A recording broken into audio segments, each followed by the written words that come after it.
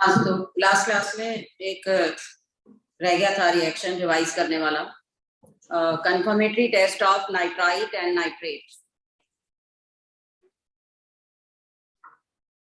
अगर हम नाइट्राइट में डाइल्यूट H2SO4 डालें तो ये HNO2 बनाता है। इसमें डालें डाइल्यूट H2SO4 तो ये HNO3 बनाता है। ठीक है, अब अगर हमें रिंग टेस्ट करना हो तो हम क्या करते हैं, सॉल्ट का सॉल्यूशन बनाते हैं। ये है एक्वा सॉल्यूशन ऑफ NaNO2 है। सपोज हमारे पास NaNO2 है और इसमें हम डालते हैं freshly prepared ferrous sulphate aqua solution. उसके बाद यहां से टेस्ट ट्यूब की साइड से डाइल्यूट सल्फ्यूरिक एसिड डालते हैं। तो डाइल्यूट सल्फ्यूरिक एसिड डालने पर नाइट्राइट का HNO2 बनेगा और HNO2 ऑटो ऑक्सीडाइज होकर, बताया था ना, NO बनाएगा। अब ये NO क्या करेगी, FeSO4 के एक्वा सॉल्यूशन से रिएक्ट करेगी। एक्वा सॉल्यूशन में FeSO4 का फॉर्मूला ये वाला है और NO के साथ एक वाटर मॉलिक्यूल जैसा हमने कोऑर्डिनेशन में किया था वो रिप्लेस हो जाएगा NO से और इसकी ब्राउन रिंग बनेगी। जैसे ही जहां ये मिलेगा उसी पॉइंट पर ये ब्राउन रिंग बन जाएगी FeH2O5NO, जिसमें आयरन +1 स्टेट में आ जाएगा क्योंकि NO और NO भी +1 हो जाएगा, न्यूट्रल से पॉजिटिवली चार्ज। ये नाइट्राइट का रिंग टेस्ट है। अगर नाइट्रेट होता तो रिंग टेस्ट में क्या चेंज आता?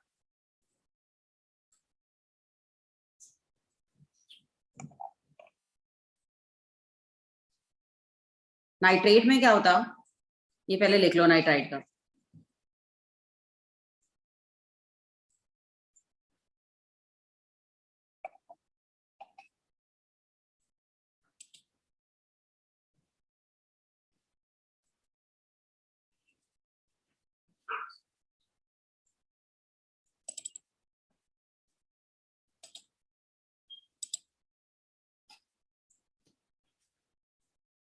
ठीक है, अगर ये नाइट्रेट होता तो इस टेस्ट में चेंज क्या होता कि पहले तो हमें डाइल्यूट की जगह, सॉरी यहाँ डाइल्यूट नहीं है, कॉन्सेंट्रेटेड सल्फ्यूरिक एसिड डालना पड़ता। दूसरा चेंज क्या होता, ये स्लाइड हो गई ना सबकी। अगर ये नाइट्रेट आयन है तो NO डायरेक्ट नहीं बनेगी। इसमें क्या होगा, जैसे ही हम टेस्ट ट्यूब के साइड से कॉन्सेंट्रेटेड सल्फ्यूरिक एसिड डालेंगे तो नाइट्रेट आयन FeSO4 को एसिडिक मीडियम में ऑक्सीडाइज कर देगा फेरिक सल्फेट में और खुद को रिड्यूस कर देगा NO में। तो जो मीटिंग पॉइंट है वहां पर पहले NO बनेगी, फिर नीचे पड़े हुए फेरस सल्फेट सॉल्यूशन के साथ इस NO की रिएक्शन होगी और ब्राउन रिंग बनेगी। यहां पर सल्फ्यूरिक एसिड एक तो कॉन्सेंट्रेटेड होगा, not on the surface, below the surface ये ब्राउन रिंग बनेगी। और जो नाइट्राइट आयन में ये रिएक्शन ज्यादा फास्टर होगी क्योंकि वो तो NO अपने आप ही बना रहा है, वो फेरस सल्फेट से रिएक्ट करके थोड़ी बना रहा है। तो रिंग एक जैसी बनती है, दोनों में ही ब्राउन रिंग एक जैसी बनती है, लेकिन नाइट्राइट के अंदर सीधा ही सल्फ्यूरिक एसिड डालने पर NO बन जाती है। इसके अंदर पहले नाइट्रेट की फेरस सल्फेट से रिएक्शन होगी, रेडॉक्स रिएक्शन, नाइट्राइट से NO बनेगा, फेरस सल्फेट फेरिक सल्फेट में ऑक्सीडाइज हो जाएगा सरफेस पर। जो नीचे पड़ा हुआ अनयूज्ड फेरस सल्फेट है that will react with NO। तो सरफेस से नीचे ये रिएक्शन होगी। और कई बार नाइट्राइट में तो क्या होता है, पूरी की पूरी टेस्ट ट्यूब भी ब्राउन हो जाती है क्योंकि उसकी रिएक्शन फास्टर है, वहां डालते ही NO बन गई। तो एक ये डिफरेंस था, तो याद रखिएगा। आज हम आगे करने वाले हैं ऑक्सीजन फैमिली।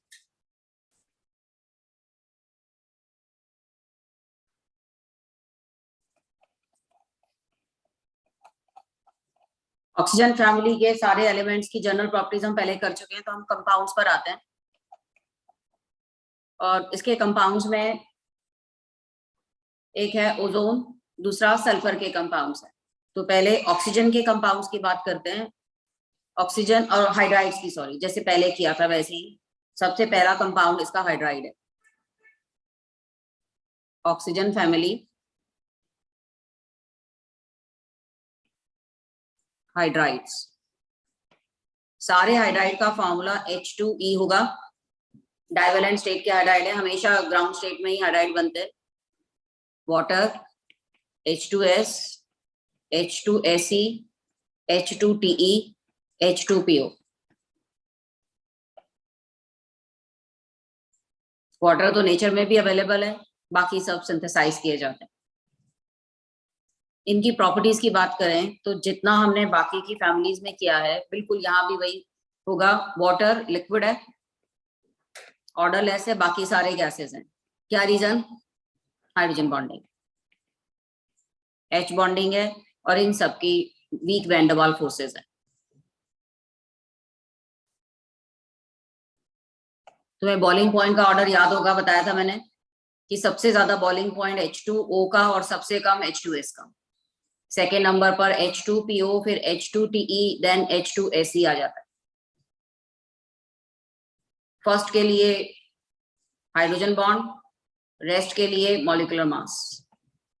सेम ऑर्डर इसका मेल्टिंग पॉइंट का भी है, बॉइलिंग और मेल्टिंग पॉइंट का ऑर्डर सेम। तुम्हें याद होगा मैंने एक चीज बताई थी, हाइड्राइड के लिए रिएक्टिविटी डाउन द ग्रुप हमेशा डिक्रीज होती है।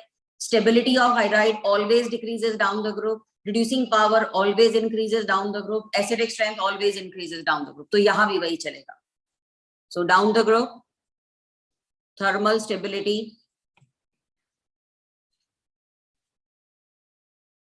decreases, reducing power increases, stability of EH bond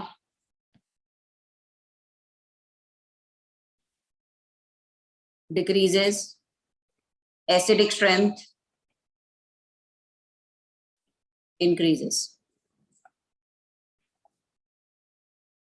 water इसमें एम्फोटेरिक है और बाकी सारे एसिडिक है। न्यूट्रल है, एम्फोटेरिक तो नहीं, वाटर इज न्यूट्रल। एम्फीप्रोटिक है, मतलब H+ आयन दे भी सकता है, ले भी सकता है। Rest are acidic for litmus test.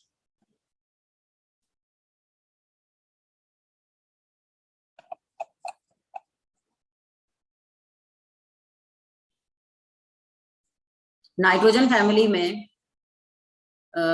Ammonia तो लिटमस के लिए बेसिक है, वो एसिडिक है ही नहीं।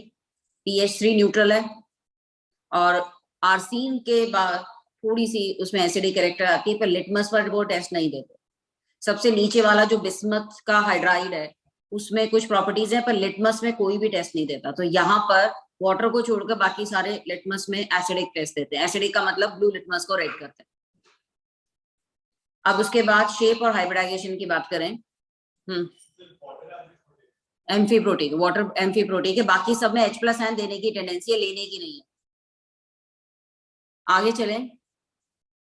सबका जो मॉलिक्यूल है ये बेंट है, all molecules are bent. Water का ऑक्सीजन sp3 हाइब्रिडाइज्ड है और बॉन्ड एंगल 104 है। बाकी सब में pure p orbital participate in bond formation. तो बॉन्ड एंगल अप्रोक्सीमेटली ये 92 डिग्री हो गया और यहाँ 91 डिग्री और ये 90 degree. In rest pure p orbital participate in bonding.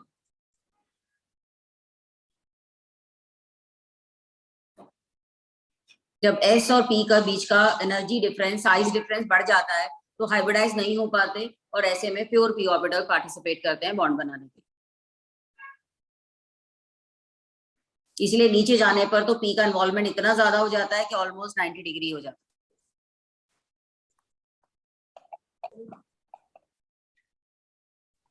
ठीक है। इसके अलावा लुईस बेस सिर्फ एक ही है, that is water. Only water is a Lewis base, act as a ligand, क्योंकि लोन पेयर प्रेजेंट है directional hybrid orbital. Lone pair are present on directional hybrid orbital.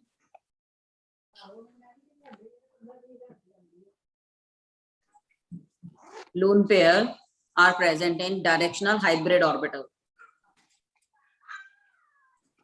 and with high charge density.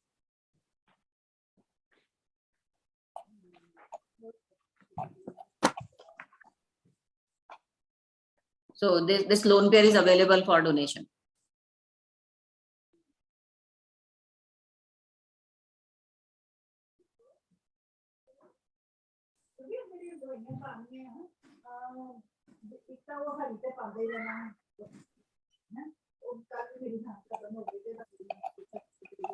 ये है general property इस family की hydride की, जिसमें water और H2O2 अभी हम डिटेल में करेंगे। हाँ जी, ठीक है। दूसरे इनके कंपाउंड है halide, reaction with halogen.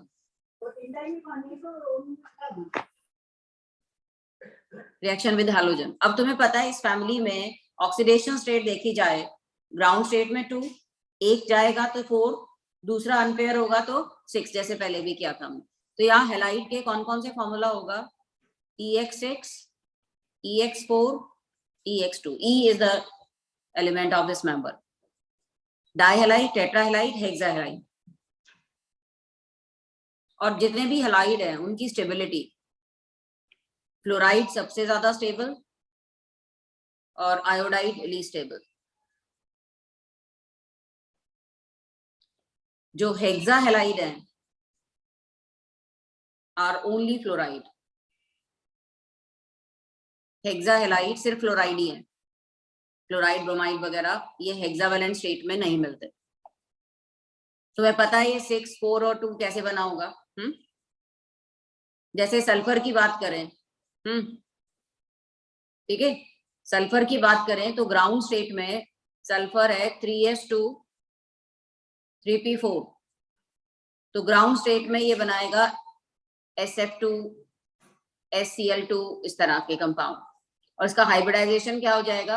sp3 with 2 lone pair.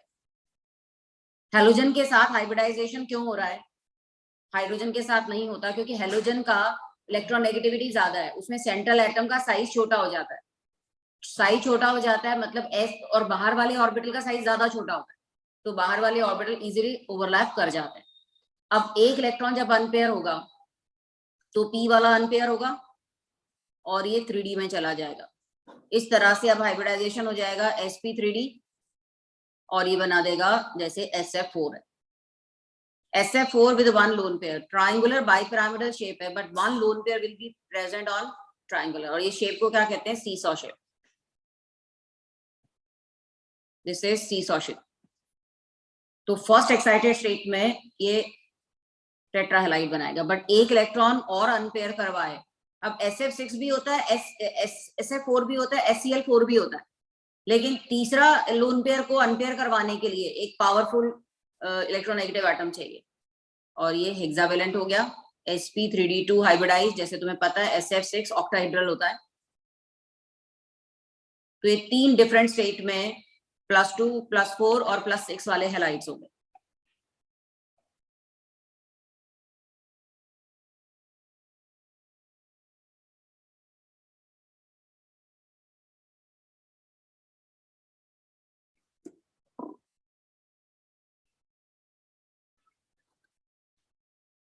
सबकी शेप हाइब्रिडाइजेशन पता चल गई ना? फर्स्ट वाला जो SF2 है ये बेंट है ना, 2 लोन पेयर के साथ sp3 हाइब्रिडाइजेशन हो तो बेंट मॉलिक्यूल होता है। ठीक है, आगे चलें। इसमें डाइहैलाइड और कुछ स्पेशल टाइप के मोनोहैलाइड्स भी होते हैं। ये मोनोहैलाइड होते हैं जैसे S2Cl2, O2F2, या हाँ, ये इसमें क्या है, एक SS बॉन्ड है, जैसे OF2 में OO बॉन्ड है, पर नीचे जाने पर क्योंकि सिंगल बॉन्ड बनाने की टेंडेंसी कम होती है, इसलिए जो बाकी के एलिमेंट्स है Te और पोलोनियम, वो तो इस टाइप का कंपाउंड ही नहीं बनाता। सिलेनियम फिर भी बनाता है। तो मोनोहैलाइड सिर्फ ये 3 एलिमेंट के नोन है, नीचे जाने पर सिंगल बॉन्ड नहीं बनता, इसलिए ये पॉसिबल नहीं। और Se2Cl2 की स्टेबिलिटी कम है, क्योंकि जैसे नीचे जाएंगे सिंगल बॉन्ड की स्टेबिलिटी कम होती जाएगी और इस तरह के हैलाइड की एग्जिस्टेंस भी कम हो जाएगी। ये डिस्प्रोपोर्शनेट हो जाता है SeCl4 और Se में, तो अनस्टेबल है ये। एग्जिस्ट करता है बट अनस्टेबल है, डिस्प्रपोर्शनेट। तुम्हें पता है एबनॉर्मल ऑक्सीडेशन स्टेट हमेशा डिस्प्रपोर्शनेट ही होती है।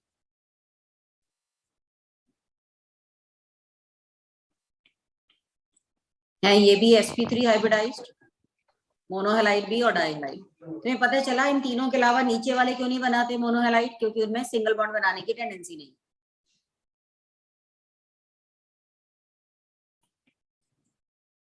यहाँ पर एक स्टेटमेंट आती है कि ऑक्सीजन फॉर्म ओनली फ्लोराइड, बाकी ऑक्सीजन और हेलोजन के कंपाउंड्स को हम ऑक्साइड कहते हैं, क्योंकि ऑक्सीजन और क्लोरीन का बॉन्ड होगा तो क्लोरीन पे पॉजिटिव चार्ज आ जाएगा, जबकि हेलाइड का मतलब है जब halogen negatively charge. So among halide only oxygen form halide only with fluorine, rest of the oxygen halogen compounds are not halide, they are oxide. ये इलेक्ट्रोनेगेटिविटी की वजह से लिख लीजिए। Oxygen form only one type of halide, that is fluoride, rest of the oxygen halogen compounds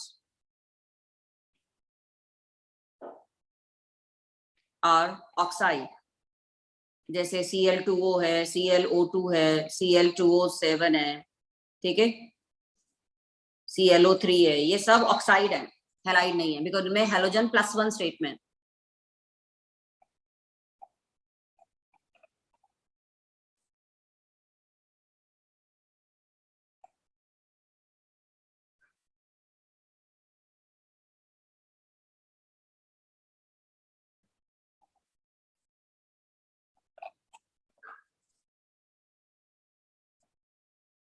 ये समझ में आया? और ऑक्सीजन तो सिर्फ डाइवेलेंट स्टेट के ही कंपाउंड बना सकता है, तो बाकी के टेट्रा हेलाइड या हेक्सा हेलाइड वो तो पॉसिबल ही नहीं है, वेकेंट ऑर्बिटल है ही नहीं। आ गया समझ में? तो टेट्रा हेलाइड पे आए हम। Tetra halide, sulphur, selenium, tellurium, they form tetrahalide.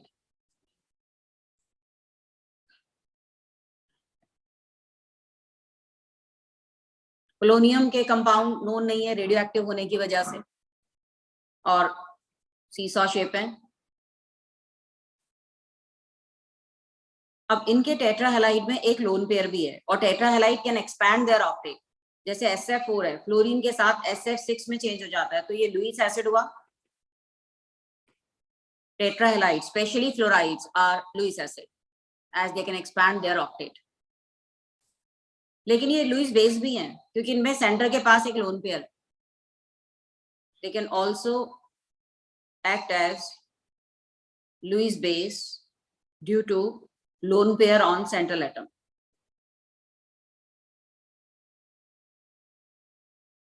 जैसे अगर आयोडाइड होगा तो ज्यादा अच्छा लुईस बेस होगा ना, क्लोराइड होगा तो वीकर लुईस बेस होगा।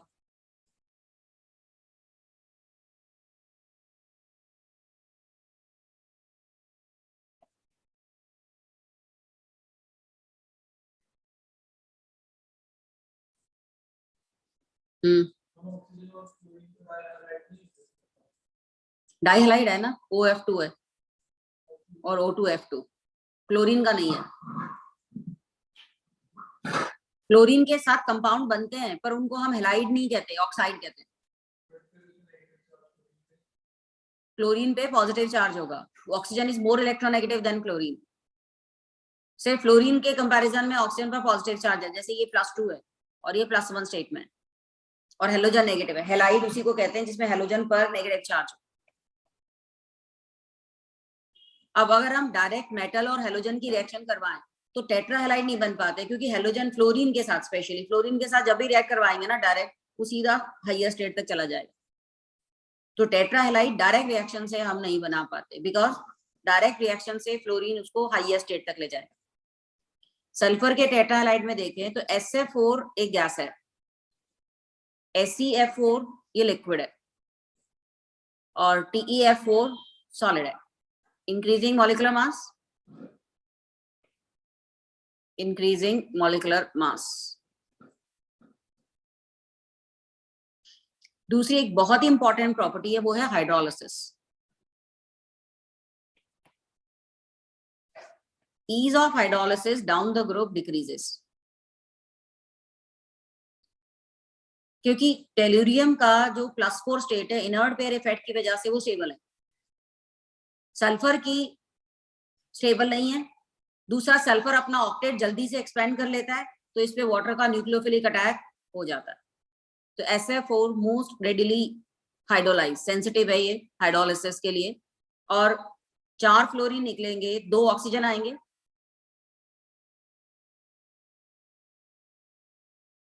हाइड्रोलिसिस पर इसने ऑक्साइड बना दिया।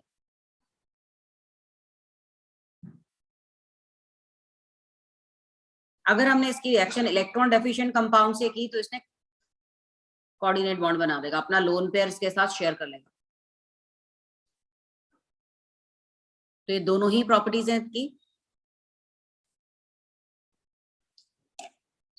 लुईस बेस के कारण, क्योंकि लोन पेयर है इसके।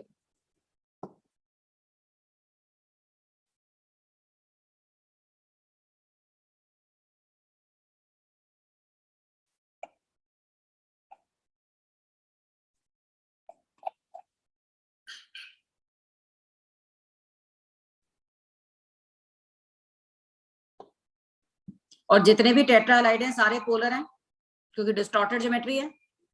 एक लोन पेयर आ जाने से डिस्टॉर्टेड ज्योमेट्री है ना, तो they will have net dipole moment.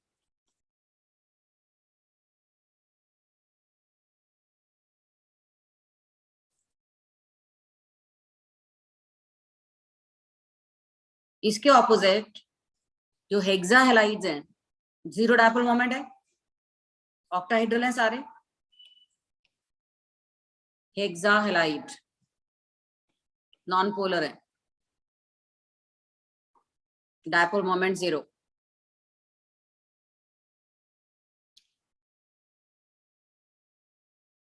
और इन सबको एलिमेंट और फ्लोरीन की रिएक्शन से बनाया जा सकता है। All hexahalide can be prepared by direct reaction of fluorine with E, क्योंकि सिर्फ फ्लोरीन के साथ ही बनते हैं।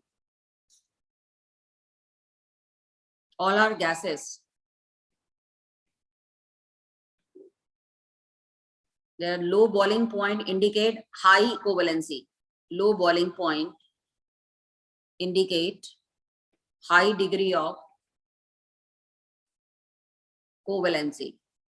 क्योंकि एक तो सेंट्रल एटम +6 स्टेट में चला गया, पोलराइजिंग पावर इतनी ज्यादा होगी, कोवेलेंट कैरेक्टर बॉन्ड में ज्यादा हो गया।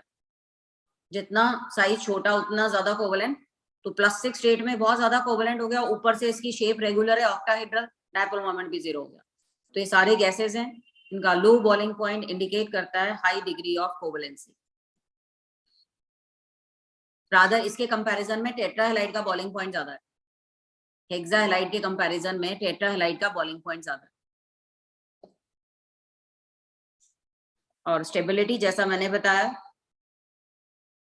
Decreases from sulphur to tellurium. Sulphur के सबसे ज्यादा स्टेबल, टेलुरियम के सबसे कम stable. That is the reason इनकी ईज ऑफ हाइड्रोलिसिस इंक्रीज होती है। Ease of hydrolysis increases from sulphur to tellurium. Tellurium जल्दी से हाइड्रोलाइज हो जाता है, जबकि SF6 it resist hydrolysis, exceptionally stable है because of steric reason. Sulphur का साइज छोटा है और इस पर 6 फ्लोरीन जब अटैच हो जाते हैं तो इसमें कोई भी एटम इस पे अटैक करने के लिए इसमें साइट ही अवेलेबल नहीं होती। So it is inert due to steric reason. Tellurium का साइज बड़ा है तो उसके पास जगह है कि उस पर कोई और चीज अटैक कर सके। SF6 इज इनर्ट, रादर इसको गैस इंसुलेटर की तरह यूज भी करते हैं, हाई वोल्टेज पर भी ये स्टेबल रहता है। SF6 is used as a gas insulator in high voltage generator. In high voltage generator, it is used as gaseous insulator.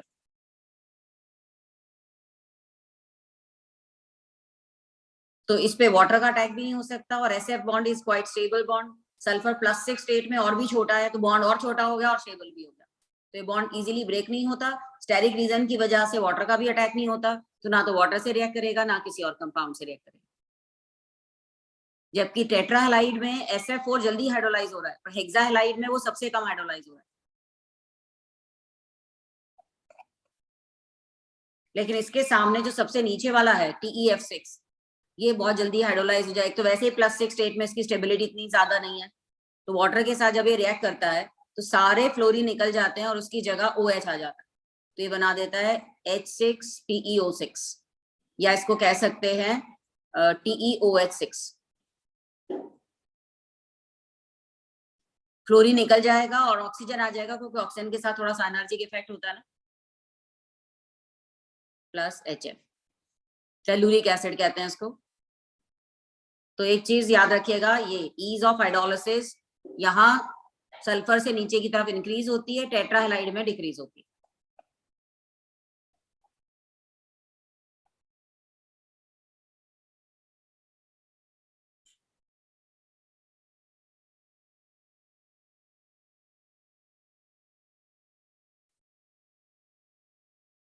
Right, इसमें सल्फर और सिलेनियम ऑक्सीएलाइड भी बनाते हैं। जैसे सल्फर का तुम्हें पता है SO2Cl, thionyl chloride, sorry thionyl SOCl2 है, और सल्फ्यूराइल क्लोराइड SO2Cl2 है।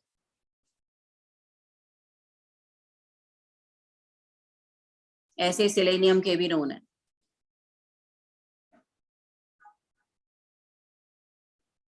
SOCl2 में पिरामिडल शेप होगी ना, और सल्फ्यूराइल क्लोराइड में टेट्राहेड्रल, सेंटर के पास कोई लोन पेयर नहीं है।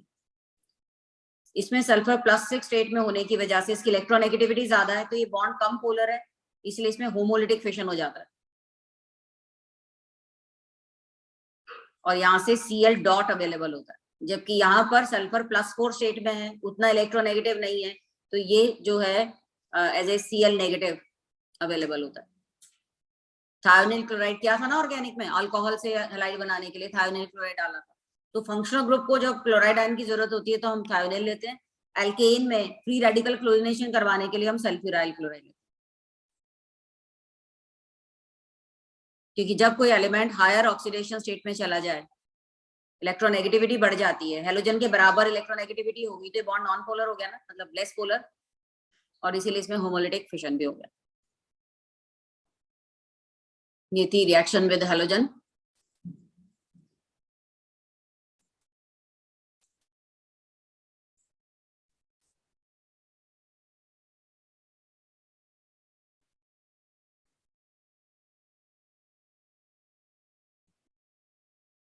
नेक्स्ट कंपाउंड है ऑक्साइड। इस फैमिली में डाई ऑक्साइड और ट्राई ऑक्साइड बनाने की टेंडेंसी है। सल्फर और सिलेनियम के ऑक्साइड एसिडिक है और बाकी सारे एम्फोटेरिक है।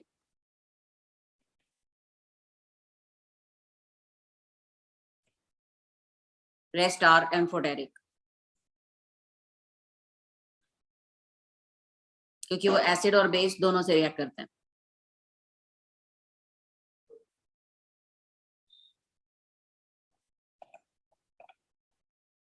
और acidic strength as you know very well, higher oxidation state में ज्यादा एसिडिक होता है। अब यहाँ एक क्वेश्चन आता है कि sulphur oxide are gaseous, rest are solid, why?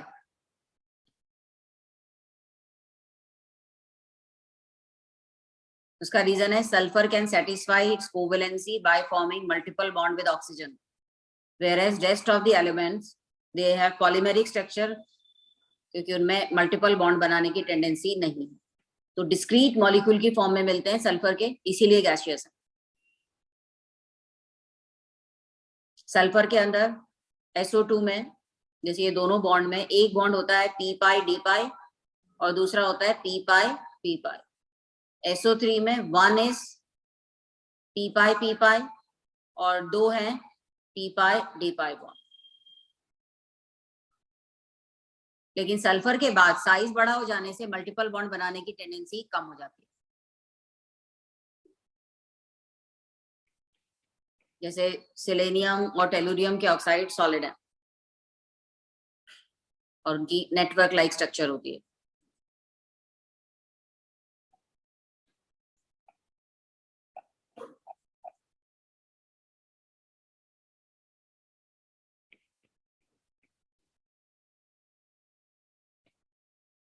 इस तरह से सेलेनियम डाइऑक्साइड,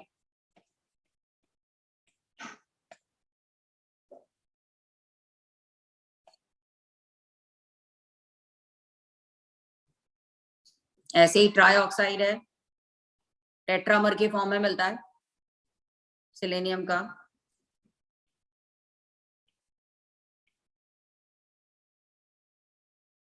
यही चीज हमने नाइट्रोजन में भी की थी ना, कि नाइट्रोजन के ऑक्साइड गैसियस थे, पॉलीमेरिक थे।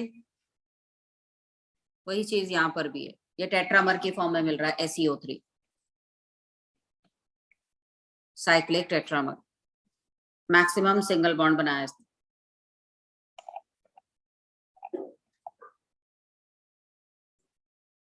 तो पहले तो तुम्हें पता होना चाहिए टाइप ऑफ ऑक्साइड, उनकी नेचर क्या है, एसिडिक है, बेसिक है, न्यूट्रोडरिक है। फिर उसके बाद कुछ पर्टिकुलर कंपाउंड जैसे SO2 SO3 है, उनकी प्रॉपर्टीज ऐसे है, जैसे ओजोन की प्रॉपर्टी, वाटर की, H2O2 की। और सबसे इंपॉर्टेंट मैंने पिछली क्लास में बताया था ऑक्सी एसिड, सारी फैमिली के, जैसे फास्फोरस के काफी सारे ऑक्सी एसिड किए थे ना, इसीलिए मैंने ऑक्सी एसिड की वीडियो बना के डाल दी है, ताकि इकट्ठा कभी रिवाइज करना हो तो उसको देख लो। ठीक है, चले आगे। तुम्हारी एक टेस्ट सीरीज का भी मैंने शेड्यूल दे दिया आज, जैसे इस संडे को तुम्हारा ऑक्सीजन कंटेनिंग का है, उसके बाद नेक्स्ट सैटरडे को है तुम्हारा GOC and isomerism, then +1 organic, then +2 organic, कुछ इस तरह से। उसके बाद इनऑर्गेनिक है P ब्लॉक और इनऑर्गेनिक केमिस्ट्री, देन फिजिकल, तीसरे वीक में फिजिकल है। तो ये पहले 2 वीक में तुम JEE के लिए, उसके बाद जब ये खत्म हो जाएगा पूरा शेड्यूल, फिर फरवरी में एक टेस्ट सीरीज और चल पड़ेगी, वो फिर टॉपिक वाइज वाली होगी, क्योंकि तब हमारे पास टाइम होगा। फिर एक एक टॉपिक के टेस्ट होते जाएंगे और डिस्कशन वीडियो आती जाएंगे। ठीक है, तो आज की क्लास के बाद नेक्स्ट जो है ना 31 को और फिर 3rd को जो भी है, फिर वो ऑनलाइन ही होगी क्लास। ठीक है, फिजिक्स की तो शायद उन दिनों ऑफ है ना, पूछ लेना, तो फिर उस टाइम पर फिर मैं ऑनलाइन ही ले लूंगी। चलिए आगे चलते हैं हम ऑक्सी एसिड्स पर। कोशिश करो कि पहले अटेम्प्ट में पूरी एक बार रिवीजन हो जाए, फायदा होगा उसका। सेकंड रिवीजन में फिर टाइम काफी मिल जाएगा। कोशिश अपनी तरफ से करो सारे टॉपिक एक बार रिवाइज हो जाए। तो ऑक्सी एसिड याद करो, मैंने फास्फोरस के ऑक्सी एसिड की एक स्पेशलिटी बताई थी कि सारे sp3 हाइब्रिडाइज्ड हैं और सारे सॉलिड हैं, है ना, सारे सॉलिड थे, सारे sp3 हाइब्रिडाइज्ड थे। तो सल्फर के ऑक्सी एसिड, इसमें भी एक स्पेशलिटी क्या है, ऑल आर sp3 हाइब्रिडाइज्ड। एक और स्पेशलिटी क्या है, all are dibasic, all are dibasic, जबकि फास्फोरस में ऐसा नहीं था, कोई मोनोबेसिक था, कोई डाई था, कोई ट्राई था, कोई टेट्रा था। पर रूल यहां भी वही लगता है, higher oxidation state more acidic, as oxidation state increases acidic strength increases।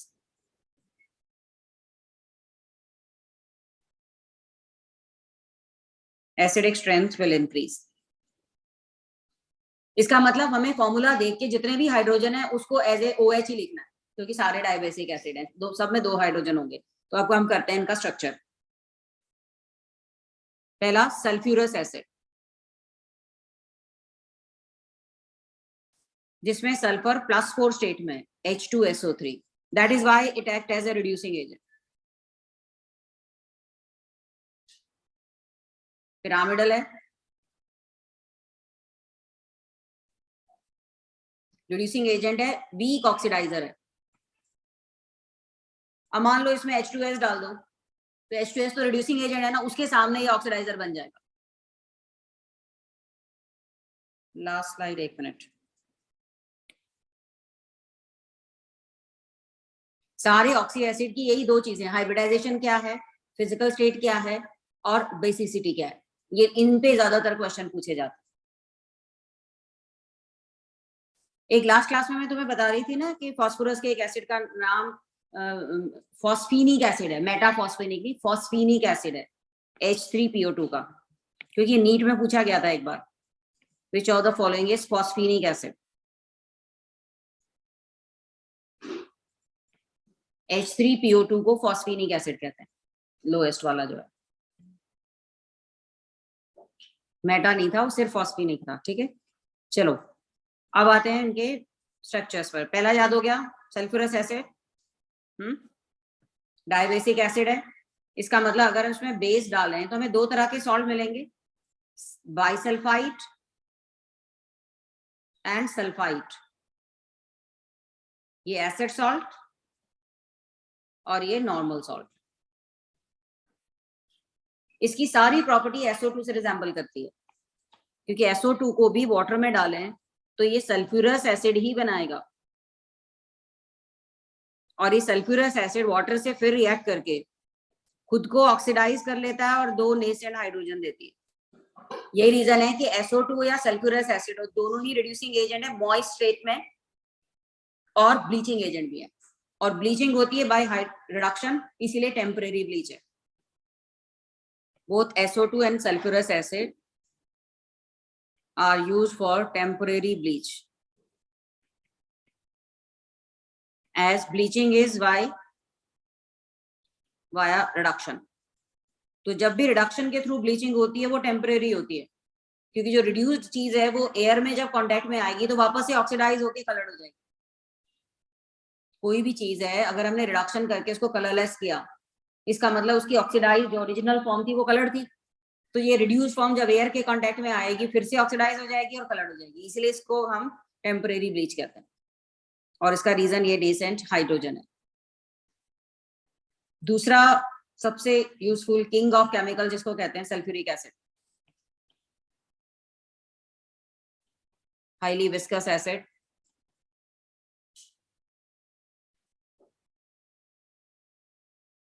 और concentrated sulphuric acid is a good oxidising agent. Reducing तो कभी हो ही नहीं सकता क्योंकि हाईएस्ट स्टेट में सल्फर है। Concentrated sulphuric acid is a good oxidiser, dilute वाला नहीं है, कंसंट्रेटेड वाला है। गुड ऑक्सीडाइजर भी है, गुड ड्राइंग एजेंट भी है,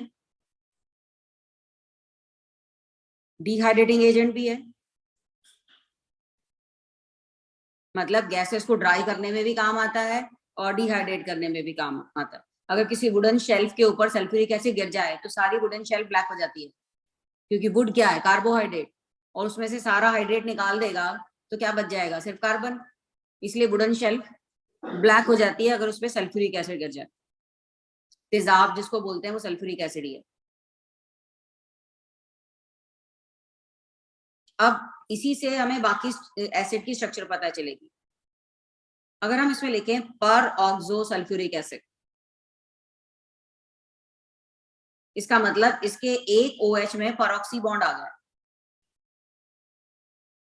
ये पर ऑक्सो सल्फ्यूरिक एसिड है जिसको कैरोज एसिड भी कहते हैं, विद वन परऑक्सी बॉन्ड, और है इसमें भी सल्फर +6 स्टेट में। और जिनमें भी परऑक्सी बॉन्ड आता है उसकी तो ऑक्सीडाइजिंग पावर और ज्यादा हो जाती है, तो it is better oxidiser than sulphuric acid.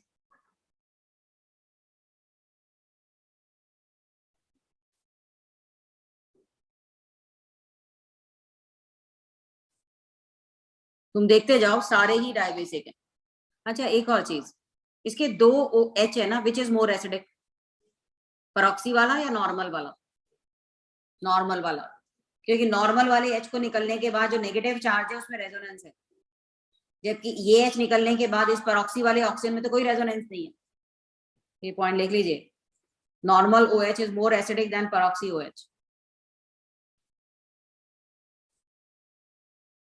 Normal OH is more acidic than peroxy OH.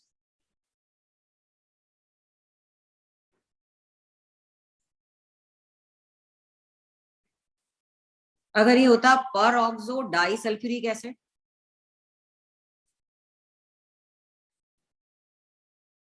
इसका मतलब दो सल्फ्यूरिक एसिड के मॉलिक्यूल के बीच में परऑक्सी बॉन्ड आ गया।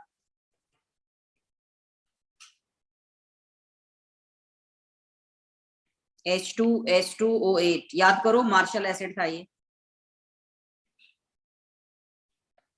Martial acid. मार्शल एसिड का जो सॉल्ट होगा उसको हम क्या कहेंगे, परऑक्सो डाइसल्फेट। सॉरी मैंने वो ज्यादा लिख दिया, परऑक्सो डाइसल्फेट। 2 से ज्यादा OH तो किसी में भी नहीं होते ना, और सारे टेट्राहेड्रल देखो नजर आ रहे हैं, टेट्राहेड्रल sp3 आयोडाइड।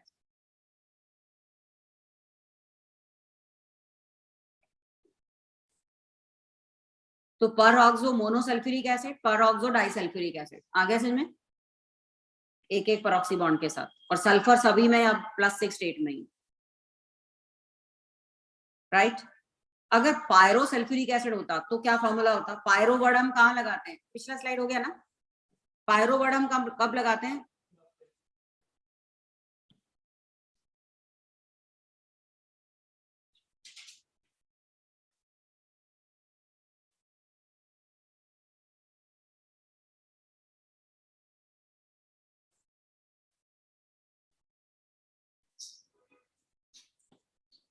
पायरो लगाते हैं जब 2 मॉलिक्यूल कंडेंस होके एसिड बनता हो। अब जैसे 2 मॉलिक्यूल सल्फ्यूरिक एसिड के अगर आपस में कंडेंस हो ऐसे, तो जो एसिड बनेगा वो पायरो एसिड होगा, इसमें कोई परऑक्सी लिंकेज नहीं है, इसको कहते हैं पायरो सल्फ्यूरिक एसिड।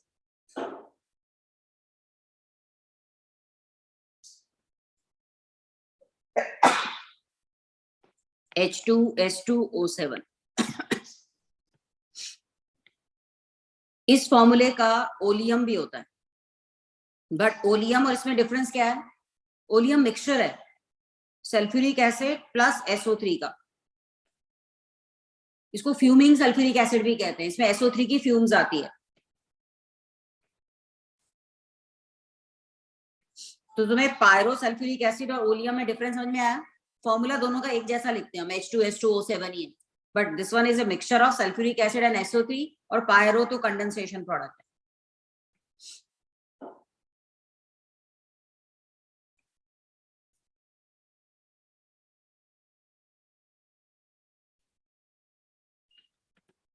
सारे सल्फर टेट्राहेड्रल नजर आ रहे हैं एक्सेप्ट पहला वाला जो था सल्फ्यूरस एसिड, वो पिरामिडल था।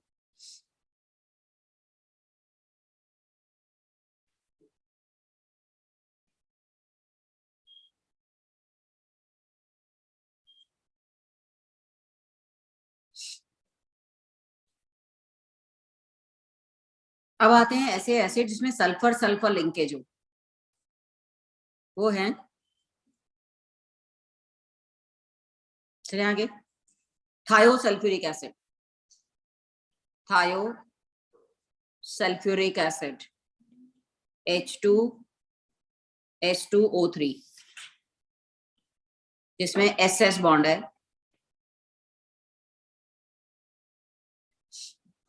इसमें एक सल्फर -2 स्टेट में है और सेंटर वाला सल्फर +6 स्टेट में। एवरेज सल्फर की +2 स्टेट है, बट अदरवाइज दोनों सल्फर डिफरेंट ऑक्सीडेशन स्टेट्स में, both the sulphur are present in different oxidation state. और इसी थायोसल्फ्यूरिक एसिड का सॉल्ट है Na2S2O3 which is crystallized out as 5H2O, जिसको हाइपो कहते हैं, सोडियम थायोसल्फेट और हाइपो सोल्यूशन।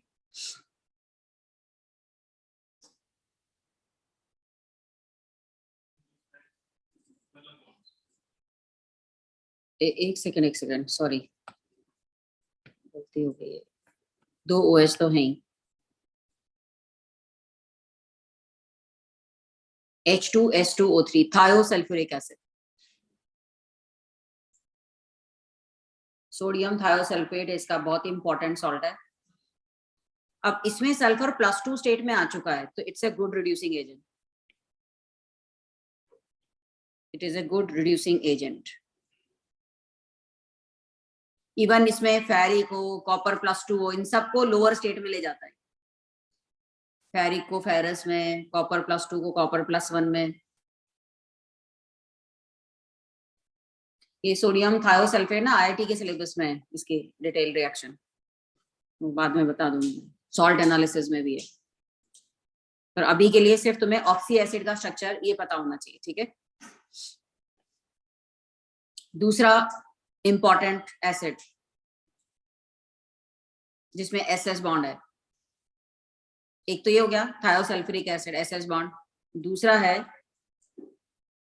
ये है पॉलीथायोनिक एसिड, पॉलीथायोनिक एसिड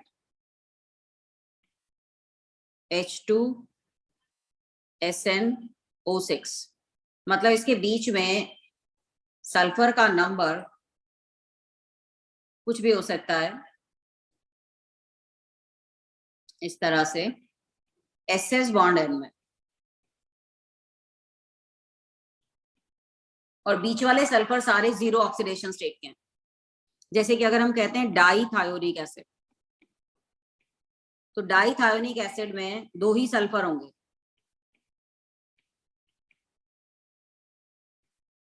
और दोनों सल्फर की ऑक्सीडेशन स्टेट +1 होगी ना, क्योंकि बीच वाले बॉन्ड का कंट्रीब्यूशन तो 0 है। और टेट्राथायोनिक एसिड, टेट्राथायोनिक एसिड का मतलब क्या, टोटल सल्फर कितने हो गए 4,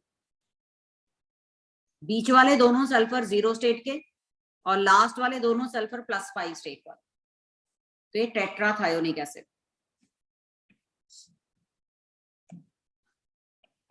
तो पॉलीथायोनिक टर्म समझ में आ गई, इसकी तो बहुत इंपॉर्टेंस है, नाम सुना होगा तुमने, बताती हूँ कहाँ सुना है।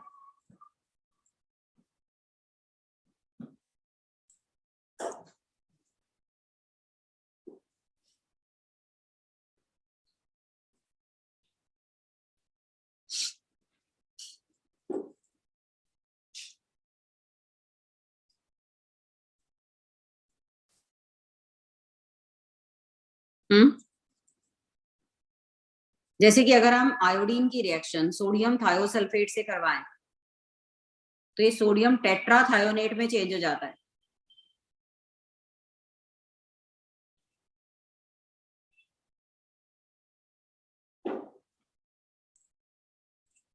आयोडीन थायोसल्फेट को ऑक्सीडाइज कर देता है टेट्राथायोनेट में, इसमें सल्फर +2 स्टेट में, इसमें सल्फर 2.5 स्टेट में, और इसका एक्स फैक्टर आ जाता है 1, इसका एक्स फैक्टर आ जाता है 2, क्योंकि एक 2 सल्फर है ना, एक सल्फर 0.5 से इंक्रीज हुआ तो 2 सल्फर 1 से इंक्रीज हो गए ना, एक्स फैक्टर 1। तो आयोडीन टेट्राथायोसल्फेट को ऑक्सीडाइज कर देता है टेट्राथायोनेट में।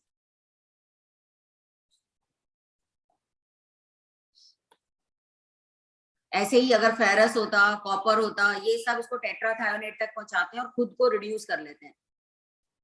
जैसे आयोडीन रिड्यूस हो गया I नेगेटिव में।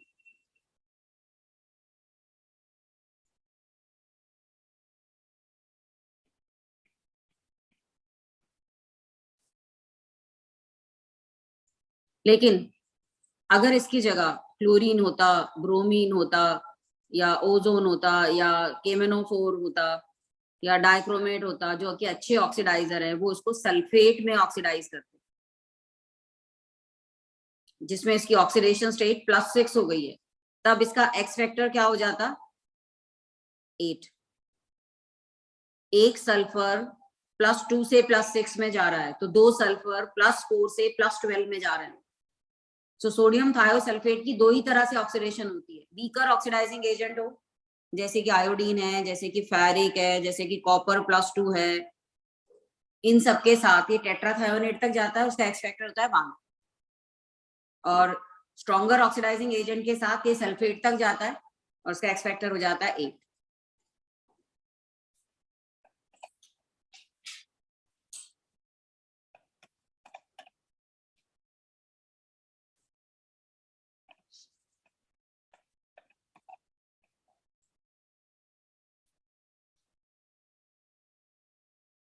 ये थे हमारे 3 तरह के कंपाउंड, हैलाइड, ऑक्साइड और हाइड्राइड। अब हम आते हैं इनके एलिमेंटल स्टेट पर। सबसे पहले ऑक्सीजन।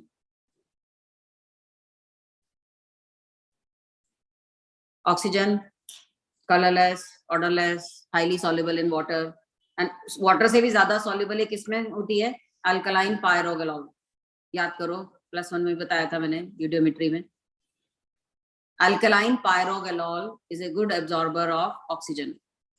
याद रखना, टर्पेंटाइन ऑयल, टर्पेंटाइन ऑयल इसमें ओजोन सॉल्युबल होती है, और पायरोगेलॉल में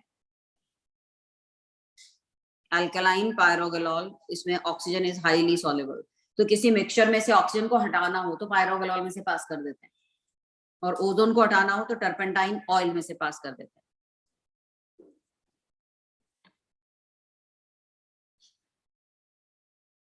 टर्पेंटाइन ऑयल,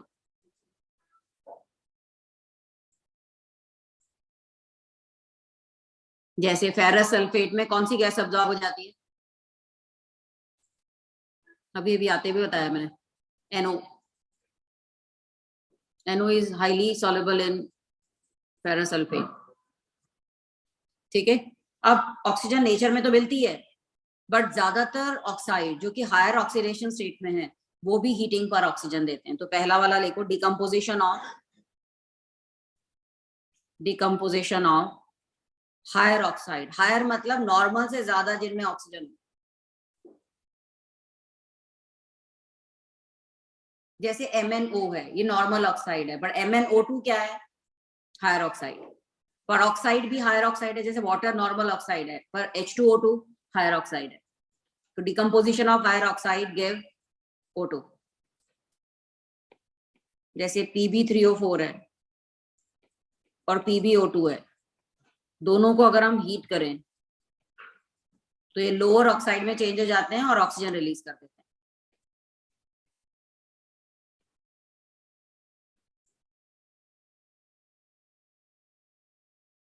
हैं। MnO2 है, इसको हीट करें Mn3O4 में चेंज हो जाता है। Mn3O4 एक्चुअली मिक्सचर है,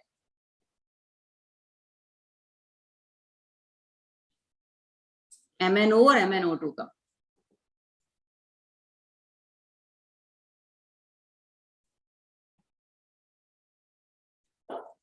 अब अगर तुम्हें BaO2 लिखा हो, हाउ डू यू नो कि ये पेरोक्साइड है, क्योंकि बेरियम की ऑक्सीडेशन स्टेट फिक्स है, ये +2 है तो O2 -2 होगा ना। सिर्फ ग्रुप 1 और ग्रुप 2 में ही ऐसा होता है कि ये पेरोक्सी फॉर्म में, इसको डाइऑक्साइड नहीं कहेंगे, इसको हम क्या कहेंगे, पेरोक्साइड। ये डाइऑक्साइड है, ये डाइऑक्साइड है, क्योंकि इन दोनों में सेंट्रल एटम +4 स्टेट में है। लेकिन BaO2 ये पेरोक्साइड है, इसको भी हीट करें तो नॉर्मल ऑक्साइड में चेंज हुआ और O2 दिया।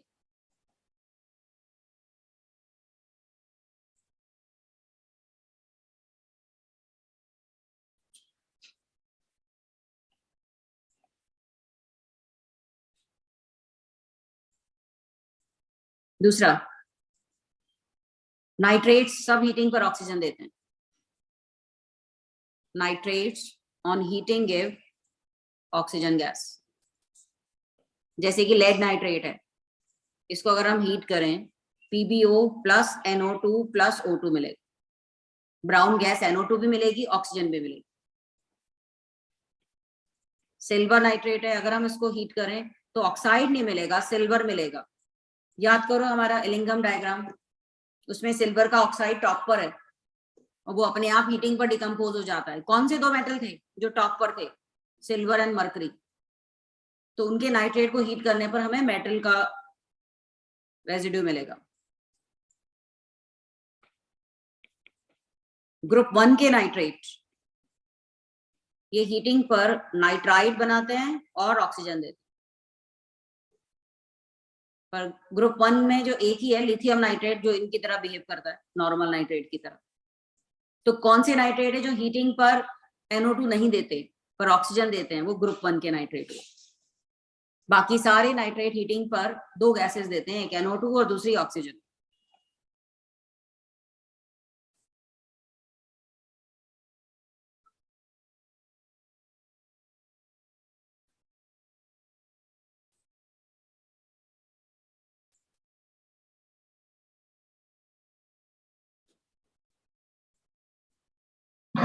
अदर देन नाइट्रेट, हाँ यहां तक समझ में आ गया। Other than nitrate, chlorate, perchlorate, permanganate, dichromate, ये सब ऑक्सीजन देते हैं, गिव ऑक्सीजन ऑन हीटिंग। एक डाइक्रोमेट था या एक परमैंगनेट है जो ऑक्सीजन नहीं देगा, वो अमोनियम वाले, क्योंकि वहां अमोनियम रिड्यूसिंग एजेंट है, वो ऑक्सीजन से रिएक्ट करके खुद को ऑक्सीडाइज कर ले।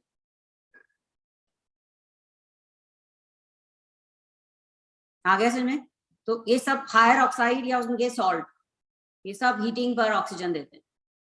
और ये रिएक्शन तुमने बहुत बार पढ़ी है, KClO3 on heating give KCl + O2, याद है ना? ट्रांजिशन मेटल में तुमने ये रिएक्शन की थी, KMnO4 को हीट करो, K2MnO4 + MnO2 + O2 मिला था। डाइक्रोमेट को हीट करने पर ग्रीन कलर का Cr2O3 एंड ऑक्सीजन मिला था।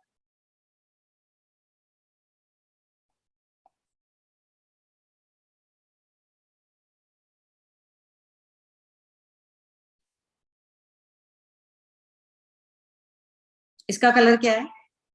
टेस्ट दिया अभी तुमने, ये पर्पल पिंक होता है, ये क्या होता है? ग्रीन, और ये होता है ब्लैक।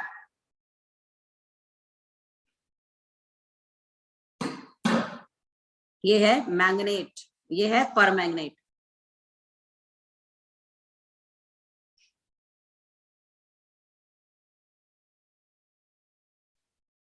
एक जनरल कैटेगरी पता चल जाए ना तो क्वेश्चन आएगा, विच of the following will not give oxygen on heating, इस तरह के क्वेश्चंस आते हैं ना। ठीक है, डाइक्रोमेट की भी लिख लो, K2Cr2O7 हीट किया और इसे मिला Cr2O3 + K2CrO4 + O2। ये ग्रीन है, ये येलो है और ये ऑरेंज है। इस तरह का एक क्वेश्चन था तुम्हारे ट्रांजिशन मेटल अभी जो टेस्ट हुआ था, कलर के ऊपर ही कि ऑरेंज कंपाउंड था हीटिंग पर दिया। एक उस टेस्ट में क्वेश्चन और था कि इस सारी प्रॉपर्टीज दे रखी थी, ऑरेंज है, ये वो है, और दूसरा ये वाटर में सॉल्युबल है, नहीं हाँ सॉल्युबल है या इनसॉल्युबल है। तो इन दोनों डाइक्रोमेट में एक ही डिफरेंस है, ये सॉल्युबल है, इसको क्रिस्टलाइज नहीं करते, और it is less soluble, can be crystallised.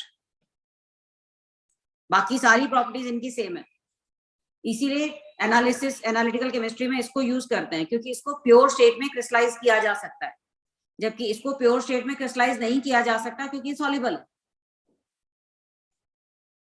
आगे समझे डिफरेंस? ऐसा एक क्वेश्चन था जिसमें दोनों ऑप्शन थे, डाइक्रोमेट भी था और पोटेशियम का भी और सोडियम का भी।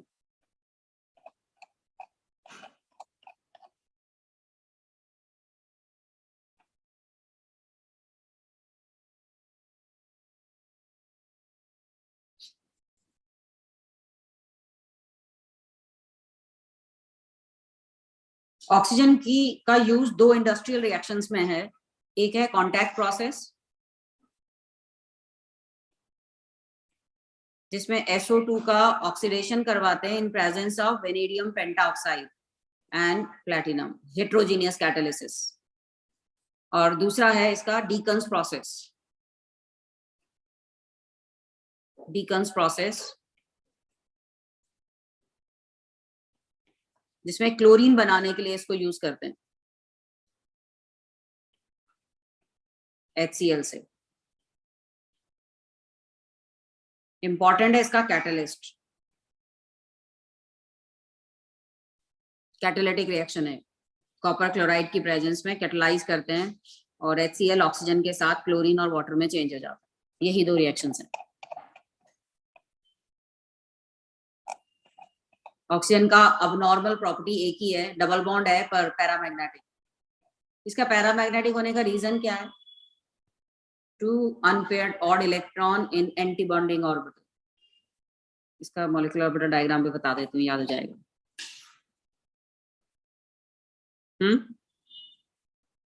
O2 का molecular orbital diagram, sigma 1s2, sigma star 1s2, sigma 2s2, sigma star 2s2, और उसके बाद ही आती है प्रॉब्लम। इसके बाद क्या आता है? Sigma 2pz2, pi 2px2, pi 2py2 and pi star 2px1, pi star 2py1। और ये लास्ट वाले एंटी बॉन्डिंग ऑर्बिटल के इलेक्ट्रॉन की वजह से ही ये पैरामैग्नेटिक।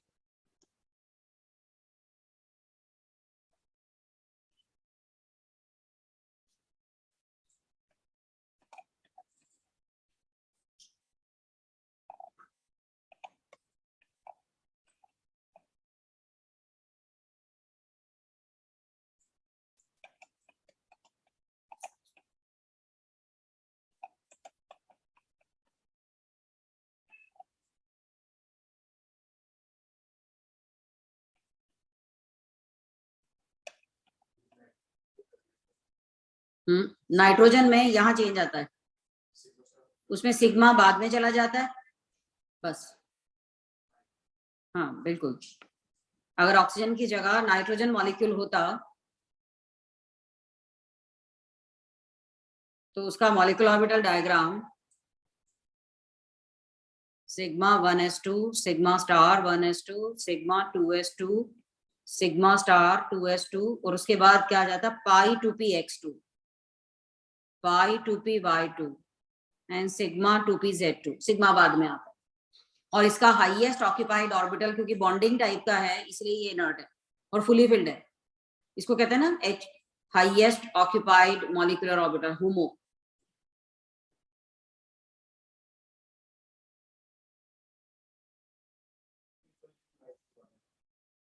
नाइट्रोजन तक ये इलेक्ट्रॉनिक कॉन्फ़िगरेशन होता है और उसका रीजन होता है कि सिग्मा स्टार 2s और सिग्मा 2pz के बीच में रिपल्शन होने लगता है, इसीलिए क्योंकि दे लाई क्लोजर। तो जब इलेक्ट्रॉन इसमें जाना शुरू होगा सिग्मा 2pz में तो सडनली ये इससे रिपेल होने लगेगा और रिपेल होगा तो इसकी एनर्जी बढ़ जाएगी। इसके कंपैरिजन में पाई की एनर्जी कम होगी तो इलेक्ट्रॉन पाई में चले जाएंगे।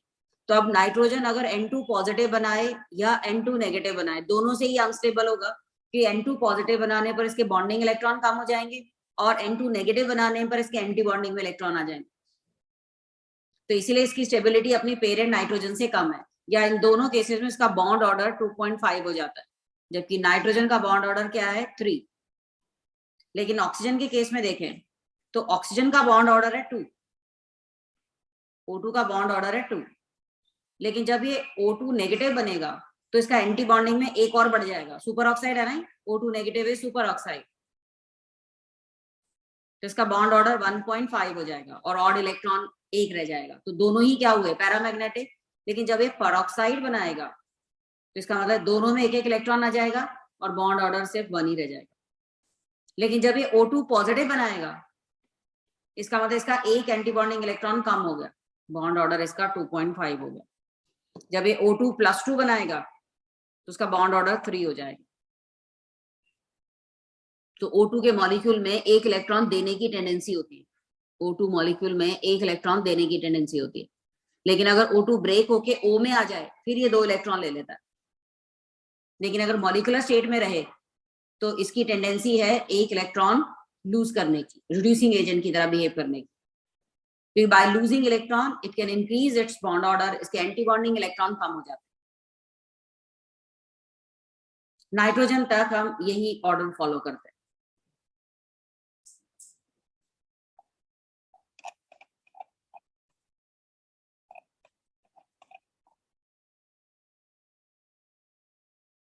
अदरवाइज तुम्हें पता है जितने भी हाइड्रोक्साइड हैं ये सब हीटिंग पर ऑक्साइड देते हैं, तो ऑक्साइड जो है वो इजीली बनाए जा सकते हैं डायरेक्ट रिएक्शन से भी और केमिकल कंपाउंड को हीट करके भी। अब यहाँ तक क्लियर। अब अगर हम ऑक्साइड की नेचर देखें तो ऑक्साइड को 2 तरह से क्लासिफाई करते हैं। एक परसेंटेज ऑफ ऑक्सीजन के अकॉर्डिंग, परसेंटेज ऑफ ऑक्सीजन के अकॉर्डिंग हम कहेंगे normal oxide,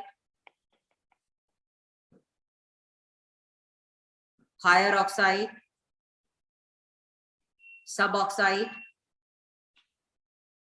and mixed oxide. Normal oxide जैसे नॉर्मल वैलेंसी में जो जब ऑक्साइड बनता है जैसे वाटर है, CO है, ये नॉर्मल ऑक्साइड है। हायर ऑक्साइड में परऑक्साइड आ जाएंगे जैसे Na2O2 है, जैसे KO2 है, ये हायर ऑक्साइड्स में MnO2 है, डाइऑक्साइड है, PbO2 है, ये हायर ऑक्साइड है। सब ऑक्साइड जो नॉर्मल से कम स्टेट में बनता है जैसे C3O2 है, नॉर्मल से कम परसेंटेज है ऑक्सीजन की, वो सब ऑक्साइड हो गया। मिक्स्ड में दो का मिक्सचर है, जैसे Pb3O4 है, ये मिक्सचर है PbO2 प्लस PbO का। जैसे Fe3O4 है, ये मिक्सचर है FeO प्लस Fe2O3 का। तो ये मिक्स्ड ऑक्साइड हो गया। ये इनका परसेंटेज ऑफ ऑक्सीजन के अकॉर्डिंग, कंपोजिशन के अकॉर्डिंग डिफरेंस क्लासिफिकेशन है। Peroxide, super oxide, dioxide. तुम्हें फॉर्मूला तो एक जैसा लग रहा है, पर पता चल रहा है ना सुपर ऑक्साइड सिर्फ ग्रुप 1 के बनते हैं, ओनली ग्रुप 1, क्योंकि जो इसकी वैलेंसी तो सेम ही है ऑक्सीडेशन स्टेट, लेकिन Mn और Pb +4 स्टेट में बना सकते हैं, तो इनके पेरोक्साइड नहीं है। ये क्वेश्चन कई बार पूछा जाता है, विच of the following have peroxy bond, which don't have peroxy bond.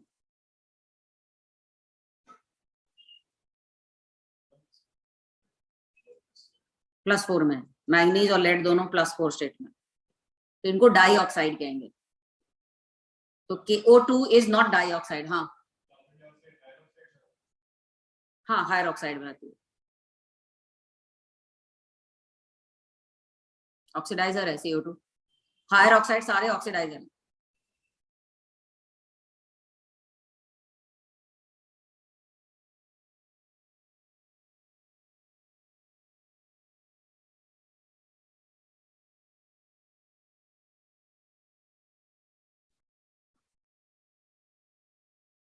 Inorganic में जनरल क्वेश्चंस पूछे जाते हैं इसी तरह के, कौन एम्फोटेरिक, तो कौन सा एसिडिक, तो कौन सा बेसिक, इस तरह से।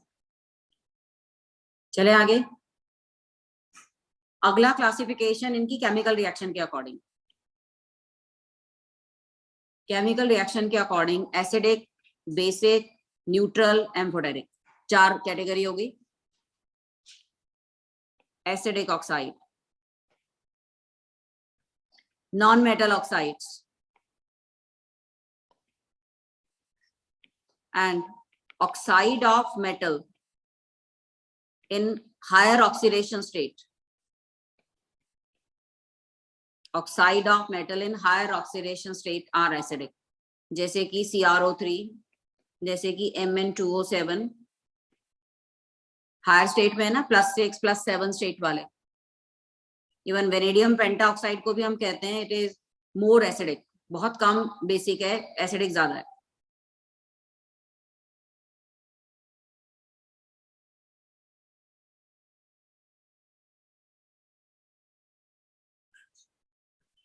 जैसे बोरोन फैमिली में देखें तो बोरोन का ऑक्साइड एसिडिक है।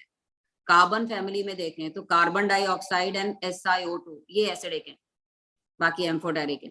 नाइट्रोजन फैमिली में देखें तो नाइट्रोजन, फास्फोरस और आर्सेनिक वाले ये एसिडिक है। एंटीमनी, बिस्मथ ये एम्फोटेरिक होगी।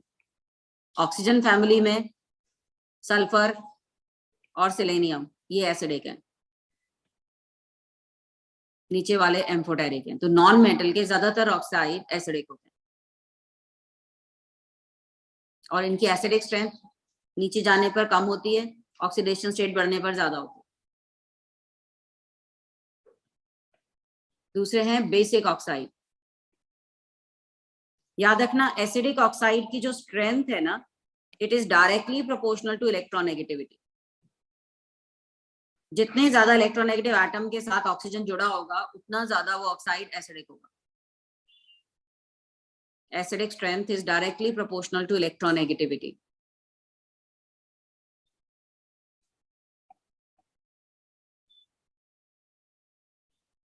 और एसिडिक ऑक्साइड जब वाटर में डिसॉल्व होते हैं तो हमेशा क्या बनाते हैं, ऑक्सी एसिड।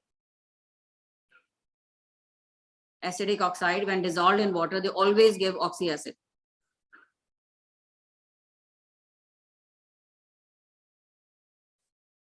बेसिक ऑक्साइड ये मेटल ऑक्साइड है, ये वाटर में डिसॉल्व होने पर हाइड्रोक्साइड बनाते हैं।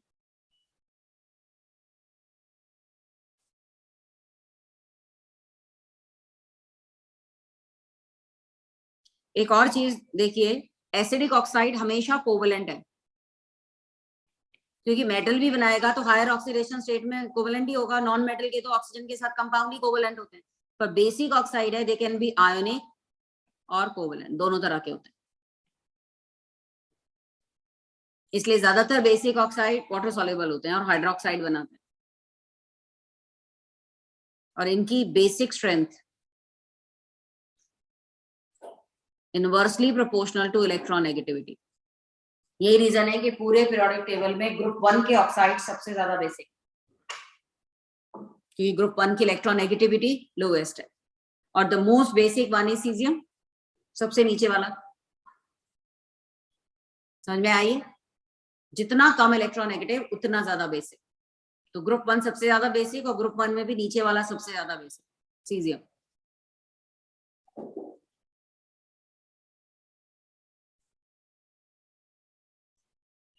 हाँ, V2O5 is amphoteric with more acidic character. Basic character बहुत कम है, acidic character ज्यादा है।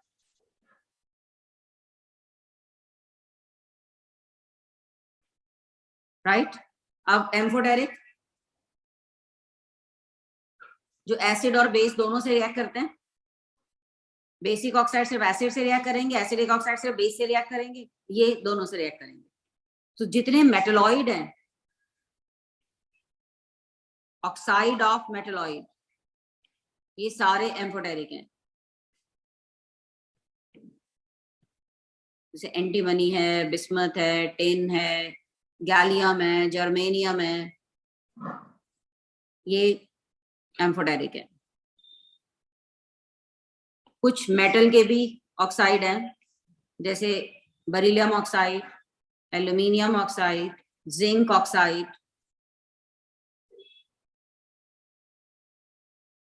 और ट्रांजिशन मेटल में इंटरमीडिएट ऑक्सीडेशन स्टेट वाले Cr2O3, MnO2, ये एम्फोटेरिक है। टिन के तो दोनों ही ऑक्साइड जो है वो एम्फोटेरिक में आते हैं, एसिड और बेस दोनों से रिएक्ट करते हैं।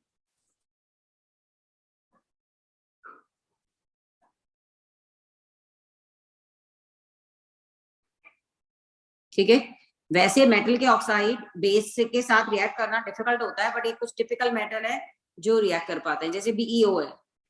जब भी इसको बेस में डिसॉल्व करेंगे तो पहले ही अपना हाइड्रोक्साइड बनाएगा, और वो बेस से रिएक्ट करके कॉम्प्लेक्स हाइड्रोक्साइड बना देंगे, जिसमें मेटल जो है बेराइलेट की फॉर्म में आ गया, अनायन का पार्ट बन गया। So जितने एम्फोटेरिक ऑक्साइड हैं, when they are dissolved in water, dissolved in base, they form anionic part. जैसे बेराइलेट अनायनिक पार्ट में आ गया। अब जैसे एल्यूमिनियम होता, बेस के साथ पहले इसने हाइड्रोक्साइड बनाया, फिर हाइड्रोक्साइड ने एक NaOH लेके मेटा एल्यूमिनेट बना दिया, sp3 हाइब्रिडाइज्ड होकर। लेकिन अगर इसने ज्यादा NaOH लिया होता तो ये एल्यूमिनेट बना देता, क्योंकि एल्यूमिनियम अपना ऑक्टेट एक्सपेंड कर सकता है, बेरिलियम तो नहीं कर सकता। तो बेरिलियम का सिर्फ एक ही टाइप का बना बेराइलेट, पर एल्यूमिनियम में कोऑर्डिनेशन नंबर 4 और 6 दोनों में बने, क्योंकि अपना ऑक्टेट एक्सपेंड कर सकता है। जब दोनों में बनते हैं तो लोअर वाले को मेटा कह देते हैं, हायर वाले को नॉर्मल कह देते हैं। तो ये एल्यूमिनेट हो गया, ये मेटा एल्यूमिनेट हो। ये पॉइंट समझ में आया कि बेरिलियम और एल्यूमिनियम दोनों बेस से रिएक्ट करते हैं, पर उनकी रिएक्शन में डिफरेंस है। एल्यूमिनियम एल्यूमिनेट और मेटा एल्यूमिनेट दो तरह के कंपाउंड बनाता है, because it can expand it's octet, it can have 2 coordination number 4 as well as 6.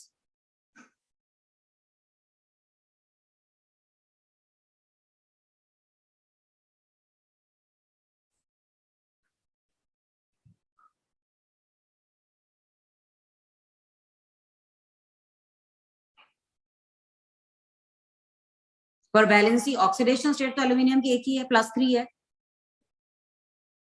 अब ये पॉइंट समझ में आ रहा है, हाइब्रिडाइजेशन पता चल रही है, और तुम्हें पता है कोऑर्डिनेशन में भी क्या था, when metal is the part of an ion its name ends with 8। तो ये बेराइलेट, मेटा एल्यूमिनेट, एल्यूमिनेट इस तरह से हो। और जब इनको ड्राई करते हैं तो इनमें से सारा वाटर निकल जाता है, और इसका फॉर्मूला फिर इस तरह से लिखते हो। तो इस सॉलिड स्टेट में ये फॉर्मूला है, नाम वही है सोडियम मेटा एल्यूमिनियम, पर ये ड्राई करने के बाद इसमें से H2O निकल गया। मुझे बताओ ये कॉन्सेप्ट पता चला।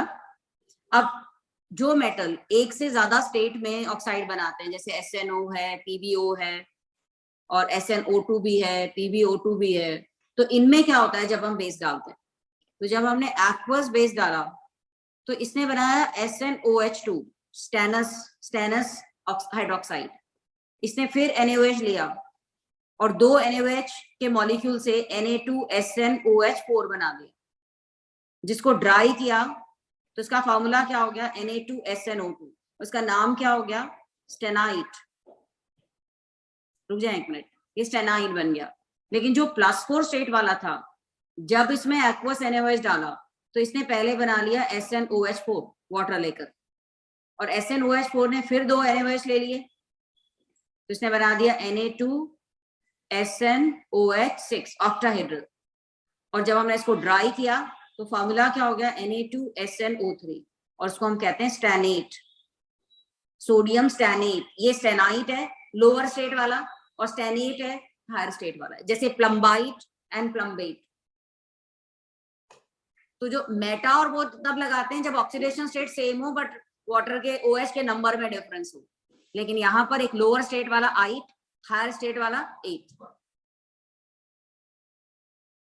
ऐसा तब होता है जब दोनों ही स्टेट के ऑक्साइड जो है एम्फोटेरिक, मतलब एम्फोटेरिक, SNO, PbO, GeO2 इस तरह से।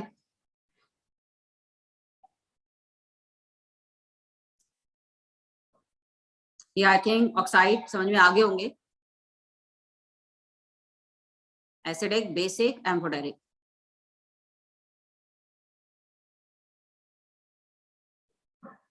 तो जब तुम लास्ट NCERT की रीडिंग लगाओगे ना P ब्लॉक की, तो ये चीज जरा नोटिस कर लेना, कौन कौन से ऑक्साइड एसिडिक बेसिक ऐसे बता रखे।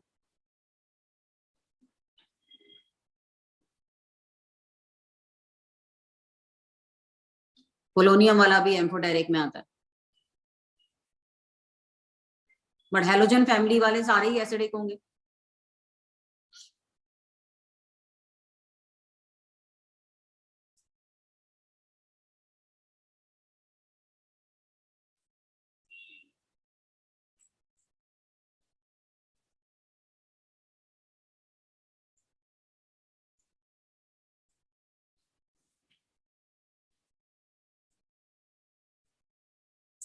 न्यूट्रल ऑक्साइड बहुत थोड़े से हैं।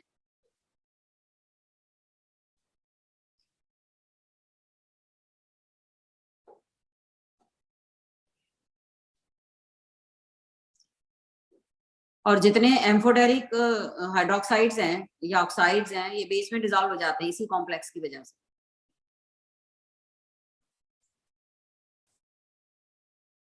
अब जैसे कॉपर का ऑक्साइड है, ये तो बेसिक है,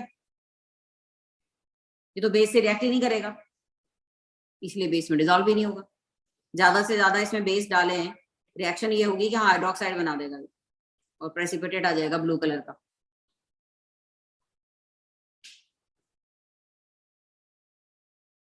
तो बेसिकली NaOH से नहीं, एक्वस NaOH में वाटर है, उससे कॉपर का ऑक्साइड वाटर लेके कॉपर हाइड्रोक्साइड में चेंज हो गया, प्रेसिपिटाइज हो गया। बाकी NaOH से तो उसके आगे रिएक्शन हुई नहीं।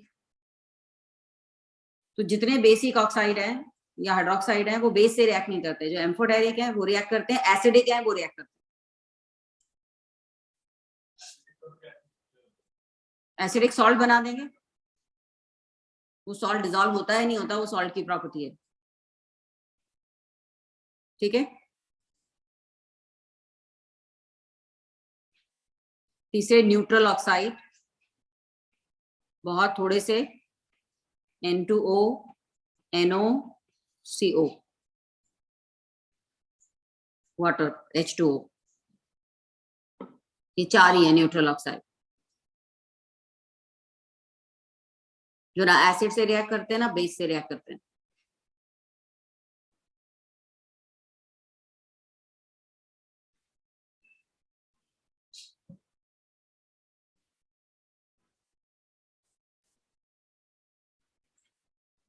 अब आते हैं हम ऑक्सीजन के एलोट्रॉप्स पर।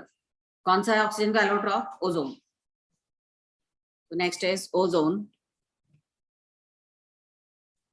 allotrope of oxygen. ओजोन का मतलब है आई स्मेल, फिशी स्मेल होती है इसमें, फिश के जैसी स्मेल होती है। ऑक्सीजन ऑर्डरलेस है और ओजोन में स्मेल होती है। और ये एटमॉस्फेयर में सी लेवल पर नहीं मिलता because it is too reactive. Sea level पर जो एटमॉस्फेरिक गैसेस है उनसे रिएक्ट कर जाएगा। इट इज टू रिएक्टिव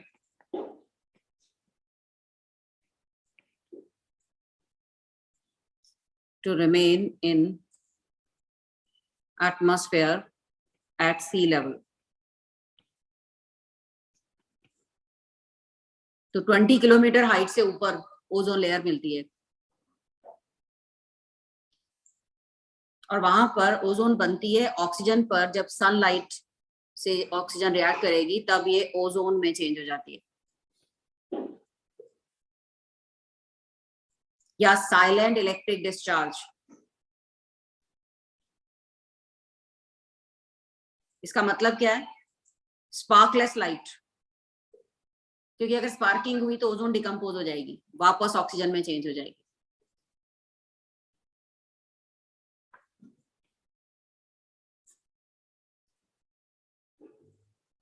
ये रिएक्शन रिवर्स हो जाती है। इसका रीजन है, इस रिएक्शन का डेल्टा जी पॉजिटिव है, डेल्टा एस नेगेटिव है, डेल्टा एच पॉजिटिव है। इसीलिए थर्मोडायनेमिकली ओजोन अनस्टेबल है। ओजोन इज अनस्टेबल थर्मोडायनेमिकली, क्योंकि थर्मोडायनेमिक्स इसके फॉर्मेशन को फेवर नहीं करती। इमीडिएट डिकम्पोज होकर ये नेसेंट ऑक्सीजन दे देती है।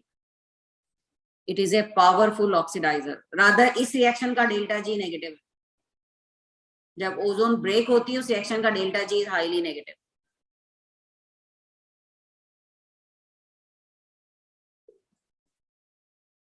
तो एक तो एटमॉस्फेयर में इस रिएक्शन से बनती है। केमिकल रिएक्शन में ओजोन बनती है फ्लोरीन को जब वो वाटर से रिएक्ट करवाते हैं, हॉट वाटर से।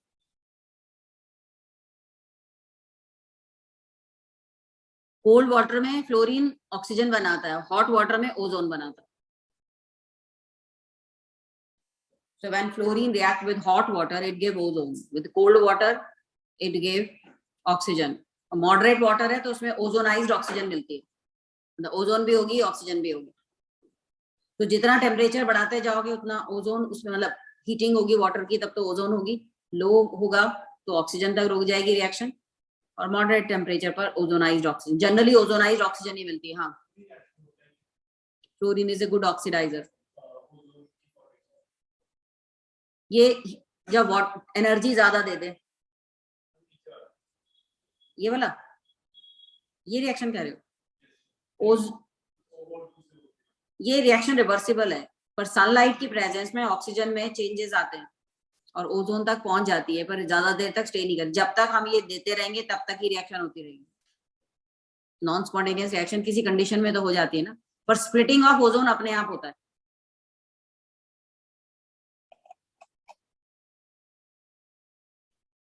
और अपर एटमॉस्फेयर में जब ओजोन बनती है, ओजोन का सॉरी डिप्लीशन होता है, रेडिकल रिएक्शन है, पता है ना, सीएफसी वगैरह फेवर करते हैं ओजोन के डिप्लीशन को, ओजोन होल बन जाते हैं।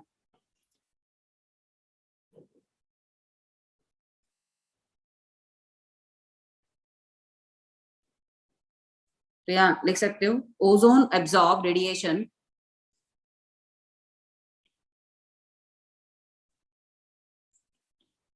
इन यूवी रीजन।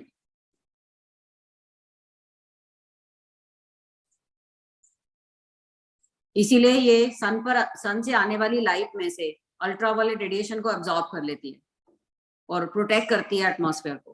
तुम्हें पता है हार्मफुल होती है अल्ट्रावायलेट रेड्स।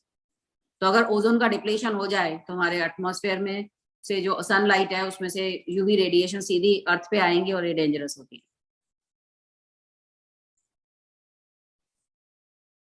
नाइट्रोजन के ऑक्साइड ओजोन डिप्लीशन में फेवर करते हैं। एक तो CFC है and NO causes depletion of ozone.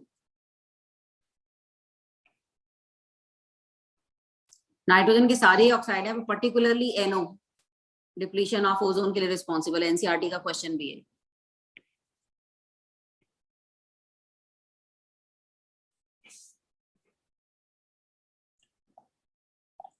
तो जो जेट प्लेन्स होते हैं इनके एग्जॉस्ट में होता है NO, वो एटमॉस्फेयर में चला जाता है और ओजोन का डिप्लीशन कर देता है। बाकी CFC तो करते ही हैं। क्लोरोफ्लोरोकार्बन, इस पे एक बार क्वेश्चन पूछा गया था कि कौन सी रिएक्शन है जो ओजोन डिप्लीशन में होती है। जैसे CF2Cl2 है, इसमें से Cl डॉट बाहर निकला।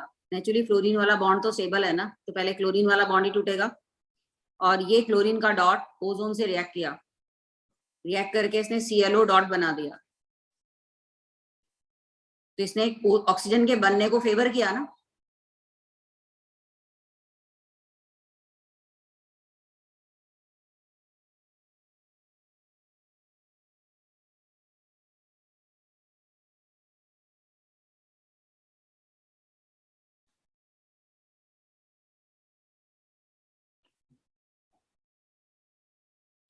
तो जेट एरोप्लेन के एग्जॉस्ट में से जो नाइट्रोजन के ऑक्साइड निकलते हैं वही ओजोन का डिप्लीशन करते हैं। आगे से में इसलिए बैन हो चुका है CFC, राइट। अब आगे आते हैं इसका स्ट्रक्चर। बेंट मॉलिक्यूल है जिसमें सेंटर वाली ऑक्सीजन पर फॉर्मल चार्ज +1 है और इस ऑक्सीजन पर फॉर्मल चार्ज -2 है, सॉरी -1 है। बट क्योंकि दोनों रेजोनेटिंग स्ट्रक्चर आइडेंटिकल हैं इसलिए इसकी दोनों बॉन्ड लेंथ सेम है।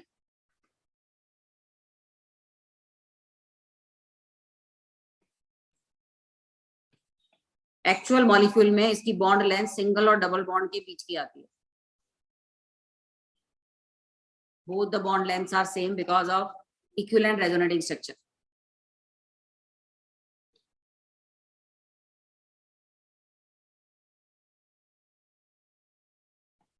ऑक्सीजन पैरामैग्नेटिक थी, ये डायमैग्नेटिक है। ऑक्सीजन कलरलेस थी, ये पेल ब्लू गैस है।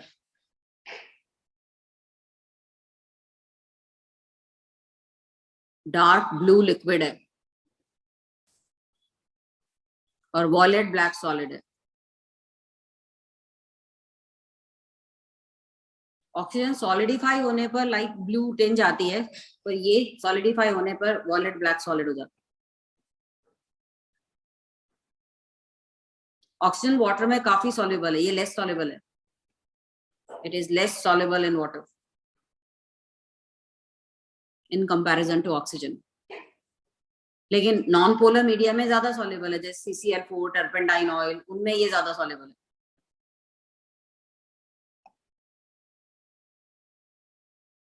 Oxygen is essential for life, ये पॉइजनस है, अगर इनहेल कर ली जाए तो पॉइजनस टॉक्सिक इफेक्ट है इसके, हेडेक नोजिया वगैरह हो जाता है इससे।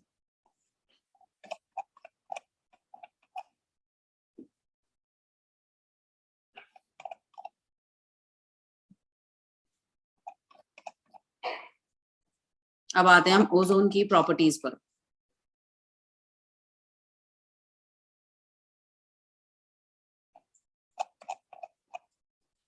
अगर इसकी ऑक्सीडाइजिंग पावर देखें तो ये 4th बेस्ट ऑक्सीडाइजर है। जैसे इससे ज्यादा ऑक्सीडाइजर है जिनॉन का एक कंपाउंड, ये तो फ्लोरीन को भी ऑक्सीडाइज कर देता है, H4HCO6 बेस्ट ऑक्सीडाइजर जिसका E0 मैक्सिमम है।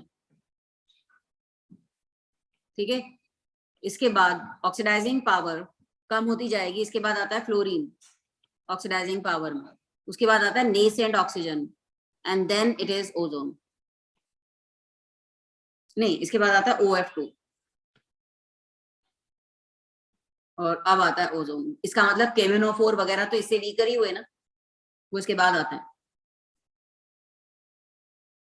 ओजोन के बाद आता है यही परऑक्सोथायोसल्फेट। तो अगर ऑक्सीडाइजिंग पावर पूछी जाए तो ये कितने नंबर पर आया? हाँ, 5th नंबर पर आ रहा है।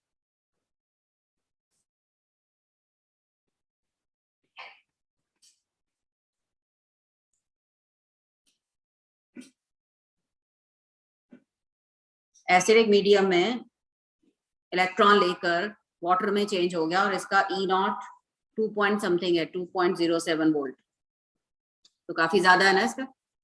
जैसे 1.56 समथिंग तो केमेनोफोर का ही था।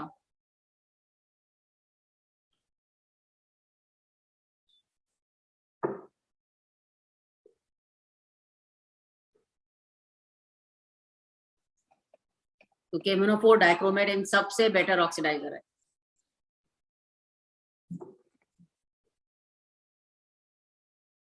एनसीईआरटी की रिएक्शन है ये।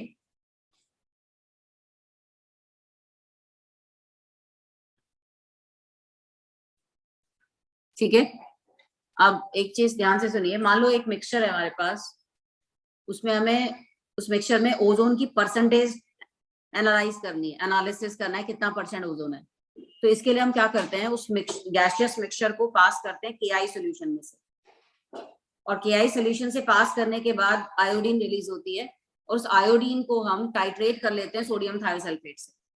तो जितना आयोडीन रिलीज हुआ उतने ही ग्राम इक्विवेलेंट उस मिक्सचर में क्या थी, ओजोन थी।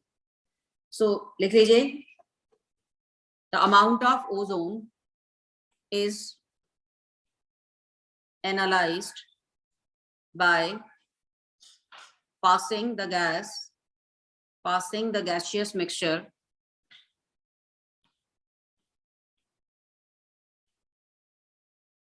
into Ki solution buffered with borate buffer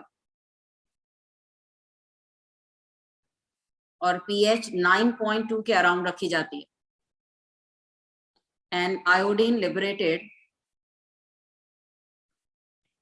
liberated is titrated with standard solution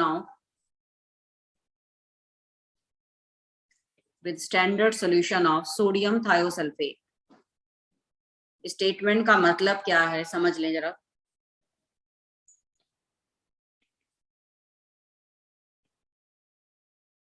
ये एक्वस केआई में से हमने ओजोन को पास किया, आयोडीन रिलीज हुई, मीडियम बेसिक हो गया। अब आयोडीन जितने भी हैलोजन है ना बेस में डिस्प्रोपोर्शनेट हो जाता है, तो आयोडीन भी डिस्प्रोपोर्शनेट हो जाएगी, तो हमारी टाइट्रेशन बेकार हो जाएगी। तो हम क्या करेंगे, इसके बेसिक स्ट्रेंथ को ज्यादा नहीं होने देंगे, इसको बोरेट बफर डाल देंगे इसमें। बोरेट एक एसिडिक बफर है और उसका पीएच मेंटेन करते हैं 9.2 के अराउंड, क्योंकि अगर पीएच ज्यादा हो गया मतलब ज्यादा बेसिक हो गया तो आयोडीन रिएक्ट कर जाएगी। तो इस रिएक्शन को रोकने के लिए हमने इसका जो पीएच है वो मेंटेन किया, और उसके बाद जब सोडियम थायोसल्फेट डाला, ग्राम इक्विवेलेंट सोडियम थायोसल्फेट डालना पड़ा टू डीकलराइज दिस सॉल्यूशन, क्योंकि आयोडीन से सॉल्यूशन में कलर आ जाता है। ठीक है, लेकिन सोडियम थायोसल्फेट तब तक डालते जाएंगे जब तक कलर गायब ना हो जाए। फिर इसकी ग्राम इक्विवेलेंट निकालने के इतनी नॉर्मेलिटी वाला, इतने वॉल्यूम वाला थायोसल्फेट डालना पड़ा टू डिकलराइज दिस, उतने ग्राम इक्विवेलेंट आयोडीन, जितने ग्राम इक्विवेलेंट आयोडीन उतने ही ग्राम इक्विवेलेंट मिक्सचर में क्या थी, ओजोन। तो ये एक स्टेटमेंट है, how to analyse ozone in a gaseous mixture by passing through excess of Ki solution buffered with borate buffer followed by titration with sodium thiosulfate।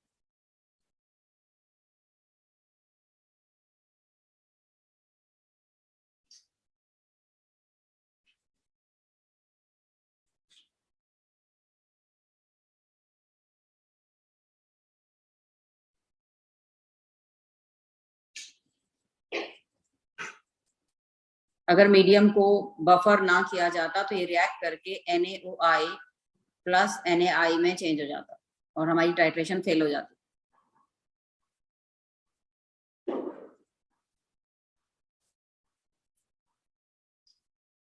हाँ, कि Na की जगह K लिख लो।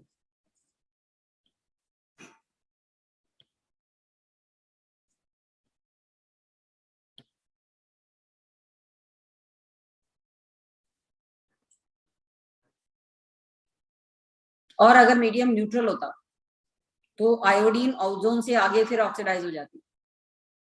मतलब हमने मान लो इसको मीडियम एसिडिक रखा होता ना, तो मीडियम न्यूट्रल हो जाता, बेस है एसिड से न्यूट्रलाइज हो जाता, और उस मीडियम में आयोडीन ओजोन से रिएक्ट कर जाती है और आयोडिक एसिड बना देती, अपने आप ही डिकलराइज हो जाती।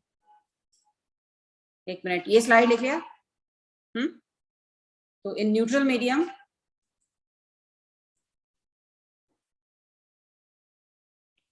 ozone and iodine react to give iodic acid.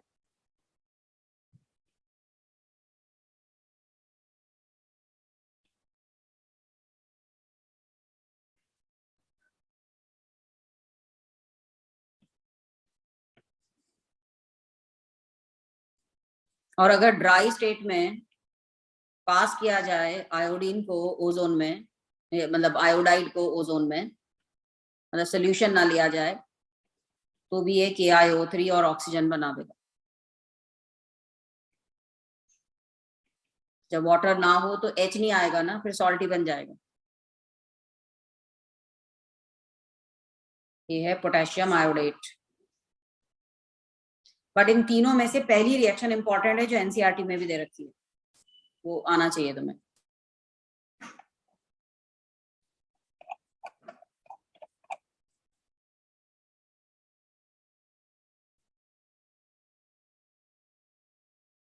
इसके अलावा एक रिएक्शन आती है test of ozone, tailing of mercury. क्या है ये? तुम्हें पता है मर्करी को जब ग्लास के ऊपर रोल करते हैं तो स्टिक नहीं करता ना, ग्लास पे रोल हो जाता है। लेकिन अगर मर्करी ओजोन से ट्रीटेड हो then start sticking on glass, तो जब रोल करेंगे तो पीछे वो टेल सी बनती चली जाएगी। इसी को कहते हैं टेलिंग ऑफ मर्करी। और ये टेल बनती है मर्क्यूरस ऑक्साइड के बनने की वजह से, और it will stick on glass, it stick to glass. तो ये टेस्ट है ओजोन का। Then mercury starts sticking on glass in presence of ozone.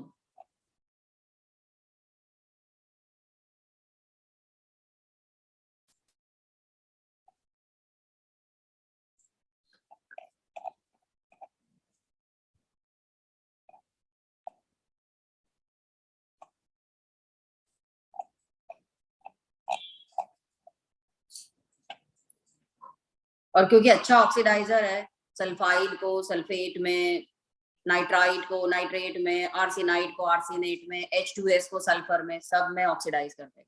तो इसका एक ही काम है ऑक्सीडेशन। बट इसकी एक बहुत ही इंपॉर्टेंट रिएक्शन जिसपे कई बार क्वेश्चन पूछा गया है, उसको कहते हैं म्यूचुअल रिडक्शन।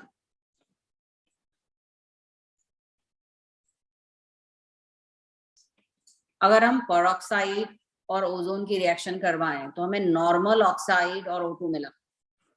पेरोक्साइड का ऑक्सीजन -1, वाटर का ऑक्सीजन -2। देखने में तो हमें यही लगा ना कि पेरोक्साइड क्या हो गया, रिड्यूस हो गया, और ओजोन भी रिड्यूस हो गया।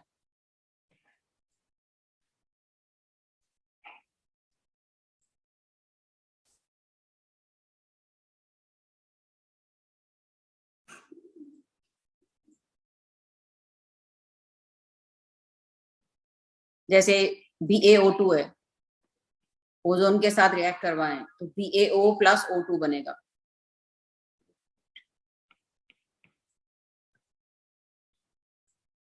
तो ये रिएक्शन है क्या? मैकेनिज्म पर आते हैं।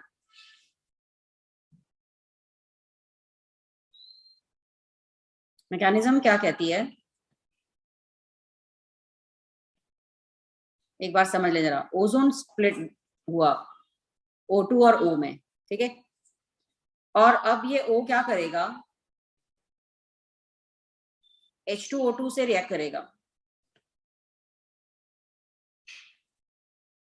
और H2O2 की ऑक्सीजन को चेंज कर देगा O2 में, और खुद इसके इलेक्ट्रॉन लेकर चेंज हो जाएगा ऑक्साइड में, और इसी के साथ ये 2 हाइड्रोजन आ जाएंगे। जब हम दोनों को कंबाइन करेंगे तो एक ऑक्सीजन हमें H2O2 से मिला, दूसरा ऑक्सीजन हमें ओजोन से मिला। तो बेसिकली तो H2O2 का ऑक्सीडेशन ही हुआ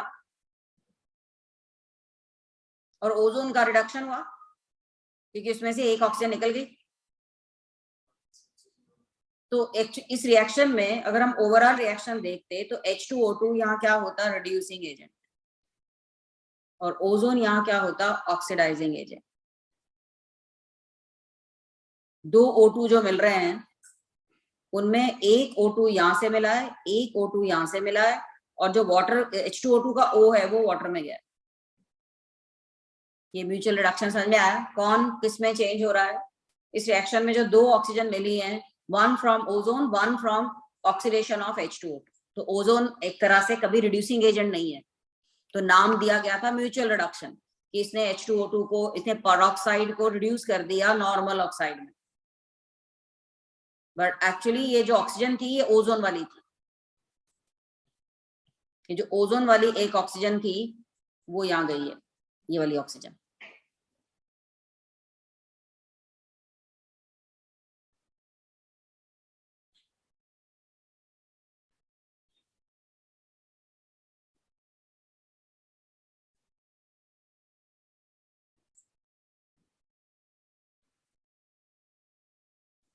याद रहेगी ये रिएक्शन।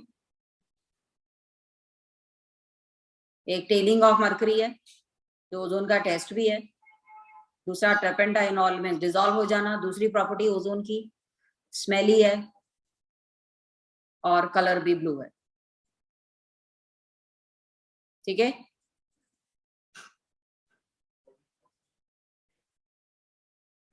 वाटर में जो ऑक्सीजन आई, हाँ सॉरी लिख दिया, वाटर में जो ऑक्सीजन आई वो यहां से आई, H2O2 की ऑक्सीजन यहाँ गई है। एक O2 जो दो O2 बने ना, एक O2 ओजोन से, एक O2 H2O2 से। जो वाटर का O है वो ओजोन का तीसरा ऑक्सीजन था जो ये निकला था बाद।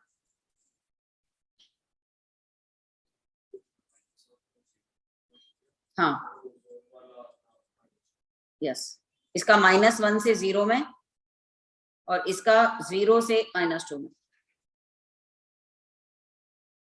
ये नीट में भी आई है, जेई में भी आई है reaction.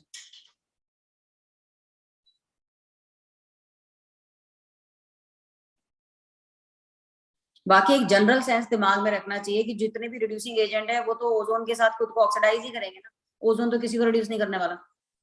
And one of the product will always be O2, क्योंकि ओजोन स्प्लिट होके O2 और O देता है, वो O दूसरे कंपाउंड को ऑक्सीडाइज कर देता है। राइट जिस तरह से लेड पेंट में जो व्हाइट कलर का पेंट यूज किया जाता है पेंटिंग्स में, वो लेड का बना होता है। तो बाय द टाइम जो लेड के कंपाउंड्स हैं वो सल्फाइड में चेंज हो जाते हैं इम्प्योरिटीज की वजह से, और पेंटिंग जो है ब्लैक हो जाती है। बट जब ये ओजोन से ट्रीट की जाए तो ओजोन की इस ऑक्सीजन को लेकर ये लेड सल्फेट में चेंज हो जाएगी और ये व्हाइट हो जाएगी। तो इसको मल्टीप्लाई कर दें हम 4 से, तो रिएक्शन होगा। ये रिएक्शन H2O2 में भी होती है क्योंकि वो भी डिकम्पोज होकर O देता है। तो इसका भी वही होगा, ब्लैक कलर की पेंटिंग H2O2 से वॉश करने पर व्हाइट हो जाती है। यहां भी हमें 4 ऑक्सीजन चाहिए ना, तो इसको 4 से मल्टीप्लाई कर दो।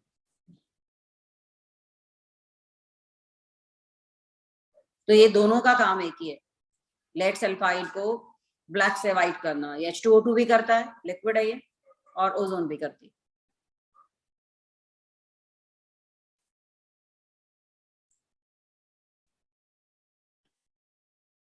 इसके अलावा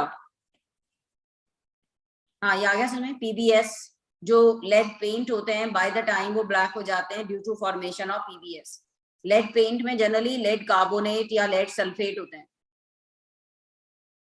तो जब एटमॉस्फेयर में पोल्यूटेंट H2S गैस होती है उसकी वजह से ये ब्लैक हो जाता है, तो पेंटिंग ब्लैक हो जाएगी। और उसको वापस से व्हाइट लाने के लिए इसको ओजोन से या H2O2 से, जनरली H2O2 को यूज करते हैं। दूसरा केमिनोफोर की प्रिपरेशन में यूज करते हैं। तो याद होगा केमिनोफोर की प्रिपरेशन में 2 स्टेप आते हैं। पहले स्टेप में K2MnO4 बनता है, फिर वो आगे ऑक्सीडाइज होकर केमिनोफोर में चेंज हो जाता है। तो यहाँ ओजोन इस पर्पस के लिए यूज किया जा सकता है। एक्वा सोल्यूशन में ये इसको केमिनोफोर में पर्पल पिंक में चेंज कर देगा।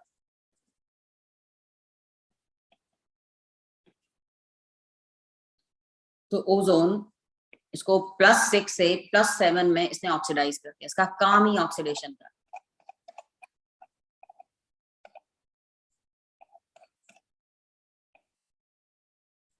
ओजोन क्योंकि नेसेंट ऑक्सीजन देता है, डिसइंफेक्टेंट है।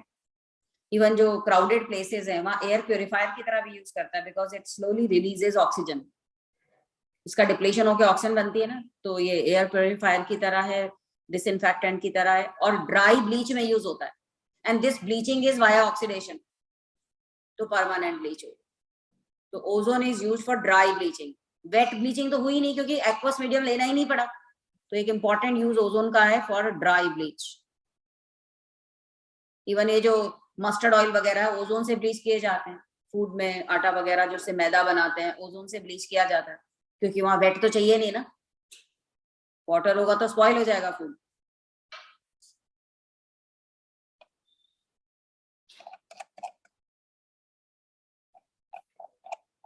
अब तुम बोलो स्टार्च आयोडाइड पेपर है, तो आयोडाइड को ये क्या कर देगा, ऑक्सीडाइज। अब आयोडाइड ऑक्सीडाइज होकर आयोडीन में चेंज हो जाएगा, तो स्टार्च आयोडाइड पेपर को क्या करेगा, ये ब्लू। क्योंकि स्टार्च आयोडाइड पेपर में जो आयोडाइड की कोटिंग थी उसको इसने ऑक्सीडाइज कर दिया I2 में, और आयोडीन स्टार्च के साथ कलर देती है, तो स्टार्च आयोडाइड पेपर के साथ कलर। पर ये खाली ओजोन नहीं देते, तो सारे ऑक्सीडाइजर करते हैं। तो ये टेस्ट तो नहीं हुआ ना उसका। देयर आर मेनी ऑक्सीडाइजर जो कि स्टार्च आयोडाइड पेपर को ब्लू कर सकते हैं, पर ये टेलिंग ऑफ मर्करी ये टिपिकल टेस्ट है ओजोन के। तो ये हमारा हुआ ऑक्सीजन का कंपाउंड ओजोन। अब बच गया इसका वाटर। वाटर में सबसे ज्यादा क्वेश्चन आते हैं हार्डनेस पर। वाटर में एक ही चीज है हार्डनेस पर बेस्ड क्वेश्चन, और दूसरा इसका कंपाउंड है H2O2। तो नेक्स्ट क्लास में करें। अब सैटरडे और अगले ट्यूसडे वाली जो नेक्स्ट वीक की क्लास है ना ऑनलाइन ही होगी, ठीक है। बट सुन के तुम्हें इंपॉर्टेंट पॉइंट दिमाग में बैठ जाएंगे, तो प्लीज क्लासेस जरूर लगाएं, और वो शेड्यूल भी देख लेना।